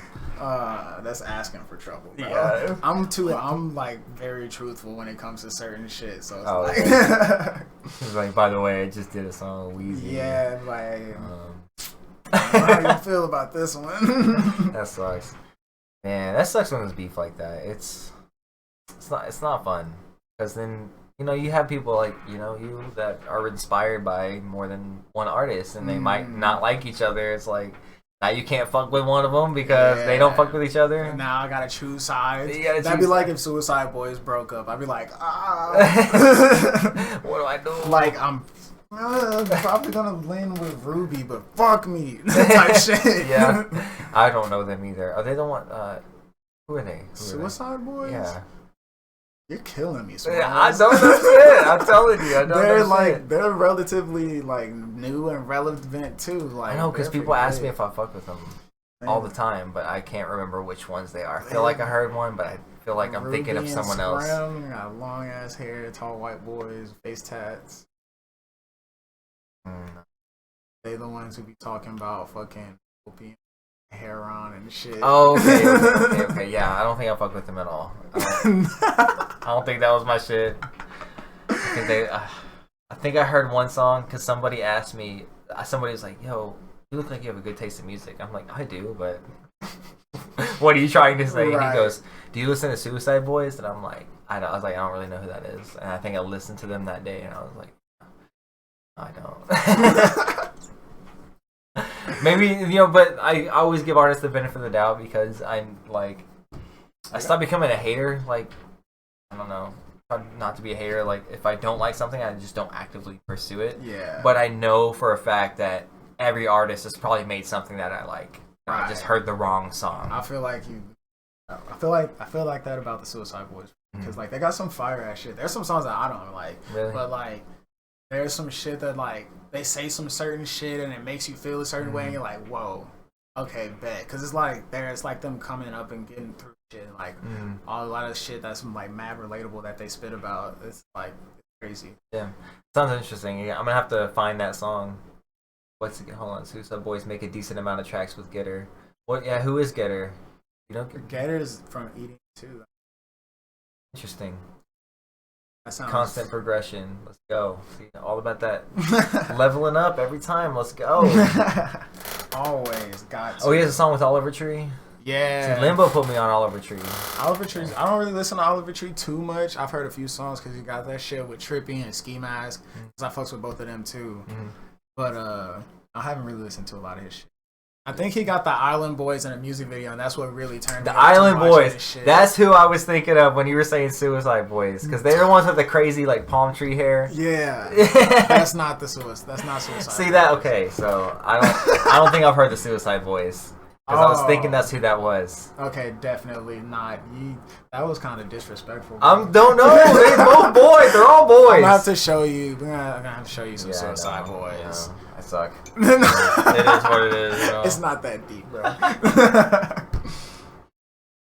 No, literally, I have like fucking I think 7 playlists of like 3 or 4 hours worth of music on each that I know. You know what I mean? Like this is songs I know, but I just don't know a lot. You know, I still just you'll catch me slipping so much. I'm gonna make you a playlist and I'm gonna name it songs you should listen to. Songs you should listen to. I already have a bunch of those too. I have one that I haven't gotten back. My friend Josh, he cut out with me from high school. He's staying in Austin now, but he's like, you know, I heard you. I saw you fuck with this band. You know this? I'm like, no, I don't know. He's like, you know this? I'm like, no. So I was like, you know, make me a playlist of a bunch of songs I need to hear. And I did the same thing with Vash. That's how I heard Brockhampton. Word. Because I was like, Vash, send me a playlist. He's the one that introduced me to Kid Cudi. That like got me to actually listen to Kid Cudi. So I was like, okay, give me a playlist. Dude, that's how I found out. Like most of them was like 14 Brockhampton tracks stretched across all their albums, so like I guess like the essentials, and I was like, I listened to all of them, analyzed them, and I was like, yeah, this is not for me. And I told Bass that, but he sent me a Royce to 5'9" song, which I never heard him before too, and I was like, okay, this shit is fire. Yeah. The Kid Cudi song, he sent me some I was gonna say Juice WRLD, but Wizard. He sent me some Wizard, which I was like, okay. You already knew I was gonna like this shit because it's like Kid Cudi and a rock band. Yeah. That shit's so fire. So yeah, I'll always try some shit out, but I might not always like it. You know right. But that doesn't mean I'm gonna go like hate comment on their shit. Exactly. You know what I mean? Like it's just not for me. Yeah. Type shit. Yeah. Exactly. I've had a lot of people like that. Like, bro, I didn't like Lil Pump at first when he first came out, and then my homeboy just would not stop playing that fool, and I was like, just like stop. I just like stopped, and I just like listened, and I was like, it's not really what he's saying, it's just the vibe. So it's like the horizons on music that I listen to just expanded from there, because it's like, bro, you don't always have to say some shit. It's just like, you want to get somebody lit and you think this gonna get them lit, do it. Fuck Exactly. it. And I was just like, this beat's hard, and it's just like, he's on this bitch, so it's just like, it is what it is. Yeah. Or like certain Blueface songs, like I fuck with like a few Blueface Baby songs. That sounds familiar. Did he have a Tiny Desk? Blueface Baby. Blueface Baby? Did he have a Tiny Desk? No, I don't think so. I don't remember. I haven't watched it. If they do. I'm not sure. He's the nigga whose baby mama is Krishan Rock, the bitch with the. Oh, it is. You gotta start naming names. This is like. You know who I know? I know Sensei, Mike Chaos, Zoe17. That's who I know. That's who you should know too. This is like shit that's been in like fucking artist news or whatever. Like they be talking about the baby shooting niggas and shit. Like this. Yeah, is I saw that on Dave Chappelle. Though. Oh, but you seen Dave that Chappelle one. talked about it. Well, because Dave Chappelle talked about it. I'll watch anything Dave Chappelle puts out. Like Dave Chappelle's a funny that's my motherfucker, dude. so it's understandable. Day one, man. Since the early days of Chappelle show, like, and those early HBO specials, like, he's got me. Like, hell yeah. That's one of my dudes. I want to get some type of Chappelle show tattoo. I don't know if I had a Dave Chappelle tattoo, but like a You Chappelle gotta show. get Dave Chappelle dressed as Rick James tatted Oh, on come you. on, man. Like, I can't. I wouldn't. I don't want it to be that detailed because I don't like having like realism. I like I like cartoony shit. Oh no, And it doesn't love- have to be like you know what I mean? realistic. It could be Yeah. like an animated That version. I mean, that's not. I love cartoons. You're right. You're right. That would be kind of cool. I'll have to debate it. I'm still waiting to get like one of my first cartoon tats because like everything else is just like sketch type shit. You mean like a cartoon or like a cartoon that you made? like an actual cartoon, Okay. like BMO from Adventure Time? Okay. I Like, never watched BMO Time. tat. Fuck. Well, I watched one episode. They had an episode that was like a parody on Magic the Gathering where they flipped the pig. Yeah. My friend was like, "You have to watch this episode," because we had just gotten into that Magic. shit's fucking Yeah. hilarious. I didn't know that was off of Magic though. I could have guessed. Well, it's like a whatever card game. Yeah. It's just a card game parody. But in Magic the Gathering, you tap mana Oh, to okay. use it. So that's I what Flip the Pig. I guess Flip the Pig was. Yeah. Yeah. Gotcha. Yeah, like it'd be like getting a fucking Teenage Mutant Ninja Turtles tattoo. Oh hell yeah! Shit like I still that. gotta get Leo. Well, that's what I'm See? gonna get. Yeah, I'm like I've thought about getting his headband going around my wrist, like Hey, that'd be the but I'm with gonna have his to get eyes it. and shit. Yeah, exactly. Just the eyes and the blue band going across my wrist. I was Hell like, maybe yeah. that'll be it. I still gotta get Sonic the Hedgehog and Phil from the Rugrats. Hey, Yeah. fuck yeah. So these are just like all my favorites and shit. This is basically my childhood side. I've just been trying to cram it all in. Word. Yeah, but Oh no, I'm a sketchbook, bro. I just put shit where it feels symmetrical. I like it. well, like this one, I kind of always had planned, but then I just started going off with everything else. Like this shit, I drew on myself. Oh, that's Like pretty when dope. I was just like at work, just like at a really slow position, just not doing shit. I just started drawing candles. I was like, what if they all connected with wax? And that was like a wrist tattoo. And then I was like, That's I'm gonna go pretty get this lit. shit Fuck tattooed. yeah. So I got tattooed. Calvin and Hobbes, I wanted to have a big spot, so I put that there. And then whenever I started getting my upper tattoo, this is my brother's art. My older brother, he passed away in 2004, but he was a graffiti artist. They call him Slurpee. And he was also a rapper. I'm gonna have like one of his best friends on the show soon too, which I'm super excited about because I'm gonna learn about my brother. But he's an incredible fucking artist. He's Hell fucking yeah. he's amazing. That's been there since I was like 18. So then I started, when I started losing space over here, I started going over here. I got my Louis Armstrong tattoo. Oh, I got my Nice. Jawbreaker tattoo. That band, Jawbreaker. Hell yeah. Jawbreaker. Then I got my Louis Armstrong, and then I was like, well, they're solid black. Let me just get more music stuff that's solid black. So I started. Then I noticed like my candles are mostly black. This Keyblade's mostly black. This is like more space. My Celestial Teapot, and then this is kind of bright. I need to get it touched up, but I thought about just keeping this dark, Hell yeah. I black. can feel it. Black work, Shit, and then that color. elbow's gonna hurt. Oh, I already know. Kind of did right there. I bet. Probably the one that hurt the most for me was my ankle, probably. That was my Like, first one. Not even face tat hurt. What'd you that get? much. I got a fucking cougar head on or a jaguar head on one because I wanted to like match like my stepdad, and then I got one on this ankle. They're both the traditional tattoos. This one's a snake head. Oh, that's sick. Okay. Yeah. So one's for you and one's for your stepdad? Yeah. That's dope. He basically raised you? Yeah. That's what's up. And then what's this one over here? This one, Yeah. that means dream. Kanji. I got a fucking demon eating out a nun. What? Bro. Yo! A demon eating out a nun. Where did you come up with this? I'm not sure if y'all can see that. Yo. We're gonna have to get a picture. I'll put it up on the fucking YouTube version. Gotcha. That's crazy. That's like that's crazy. That's like some Black Flag shit. Hell Like they yeah. they had a cover with like what was it called? I forgot what the record was called. Slip It In. The record was called Slip It of In, and it's a course. nun, and she's like seductively holding a dude's leg or something like that. Hell Like, it's yeah. crazy. No, I saw this shit and I was like, it was like a fucking flash thing on Instagram. I was like, I'm yoinking this. Yeah, like that's dope. What's the inside arm? That's a fucking spaceship flying over some mountains. That's sick. Yeah. What does that represent? It's just aliens and shit. Well, shit, by sheer probability, of course there are other life forms. It's crazy that I don't like it when people certainly say that there are no aliens. You know what I mean? I'm like, dude, There has to be. There like, has to be. Sheer probability there has to be. Like, there's there's a so billion planets. Exactly. We're the only one that developed intelligent life? Come on now. Come on now. No way. Yeah, me and my brother put out a record called Flying Saucer. That's always been one cool thing to us. That represented this Bill Hicks joke. This comedian Bill Hicks. I don't know if you're familiar with him, but he's from Austin, grew up in Texas, and he like died at 32, young, 1993. But he's like one of these comedians that like every comedian knows. It's kind of timeless, you know. But he had this like joke where he's like, "I'm doing the Flying Saucer tour, where I only go to places that fuck, I can't remember the joke, but it was like, you know, where no one sees, only a few people see him, and no one believes them when they do, or something like that." He's like, I call it the Flying Saucer tour or whatever.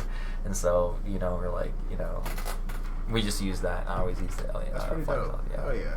It's cool, man. I also like the imagery of flying saucers and stuff. Hell I always yeah. draw them a lot. They're so simple too. Yeah. And you drew, like, you always drawn? Not always. Like, I used to like do like small little sketches and shit, and then I got into like, I'm very good at like looking at a cartoon and like copying it. Like, I used to do like drawings of Dexter and like Courage the Cowardly Dog. I did Hell yeah. Chris Griffin and the fucking what's that motherfucker? The evil monkey. Mojo? Nah, Chris from Family Guy. Oh, okay. I don't The watch evil Family Guy. monkey in his closet. I did draw Mojo Jojo also Okay, though, yeah. but yeah. I'm like, I can't do realism drawing, but like, if you give me like an old school cartoon I used to draw, I used to watch or some shit, like Hell something I yeah. fuck with, I can probably draw that whole. That's dope. Have you ever made your own character?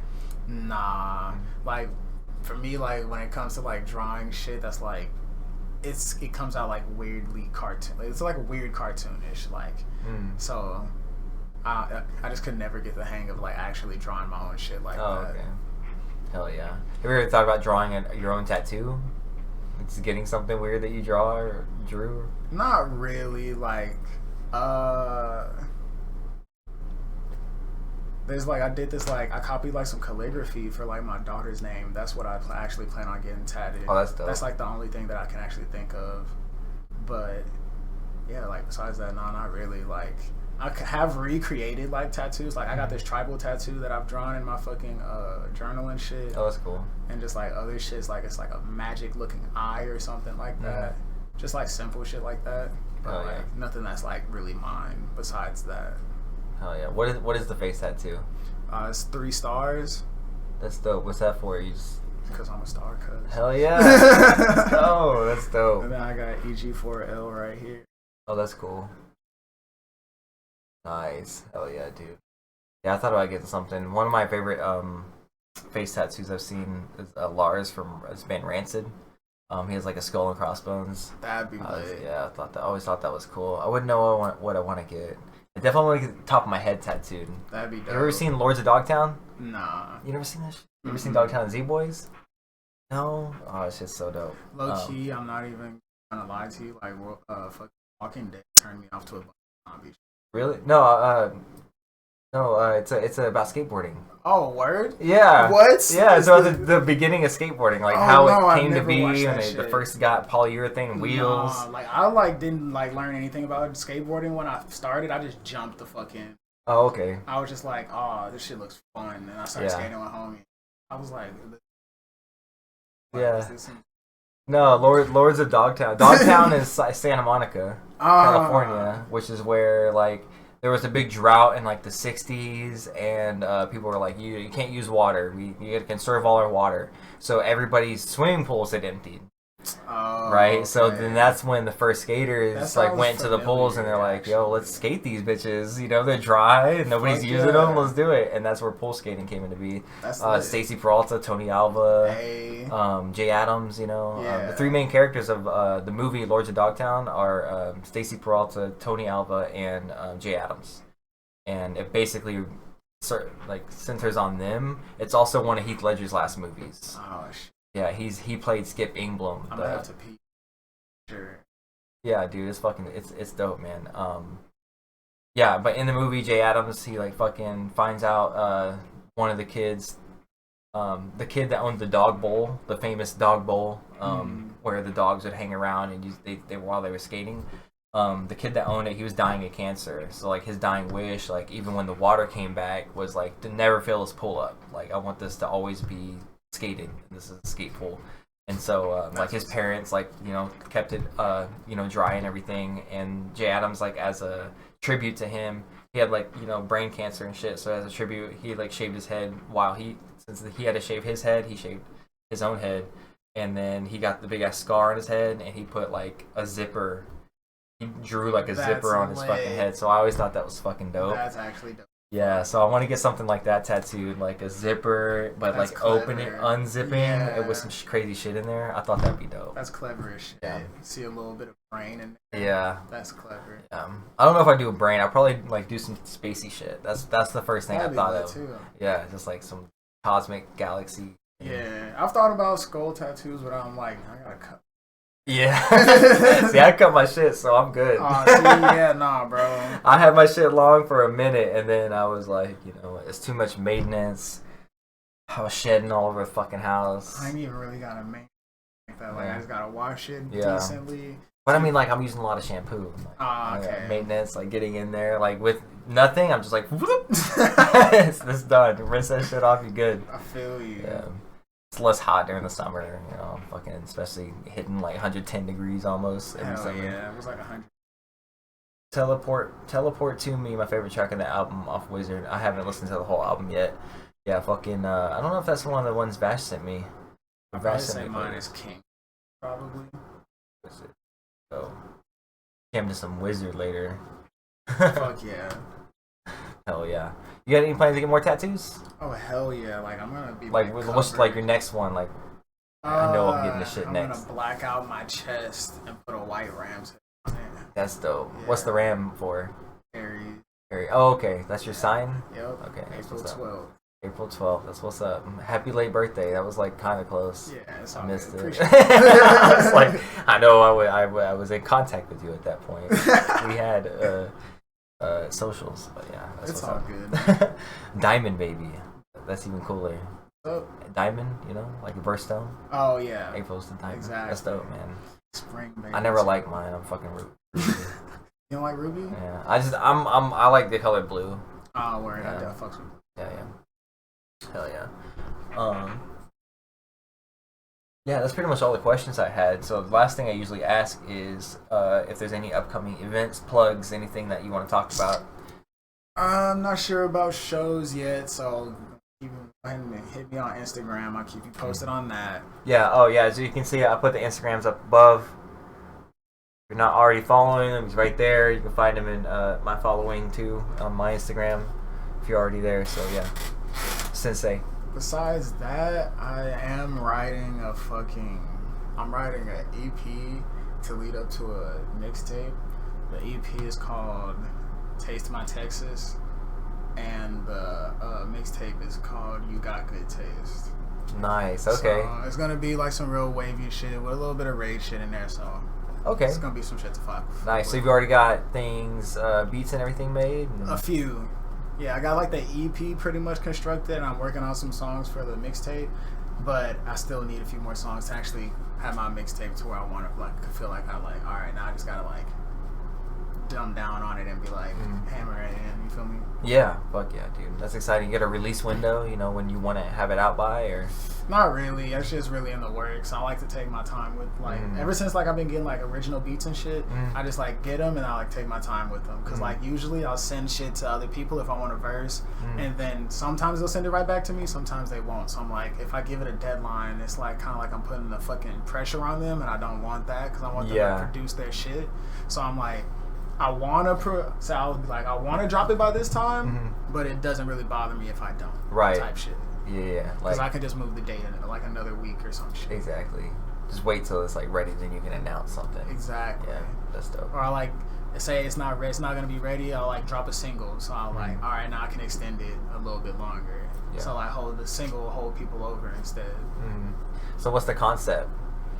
The concept is shit for Taste My Texas. That's just me putting my own flavor on Texas sound type shit. Okay. And then You've Got Good Taste is for the people who actually like listen to my music and like have been with me for a minute. Like you've been kicking it with me for a minute. And for the people who just found me, you also got good taste for fucking with me. So that's dope. Yeah, that's dope, dude. Texas, fuck with it.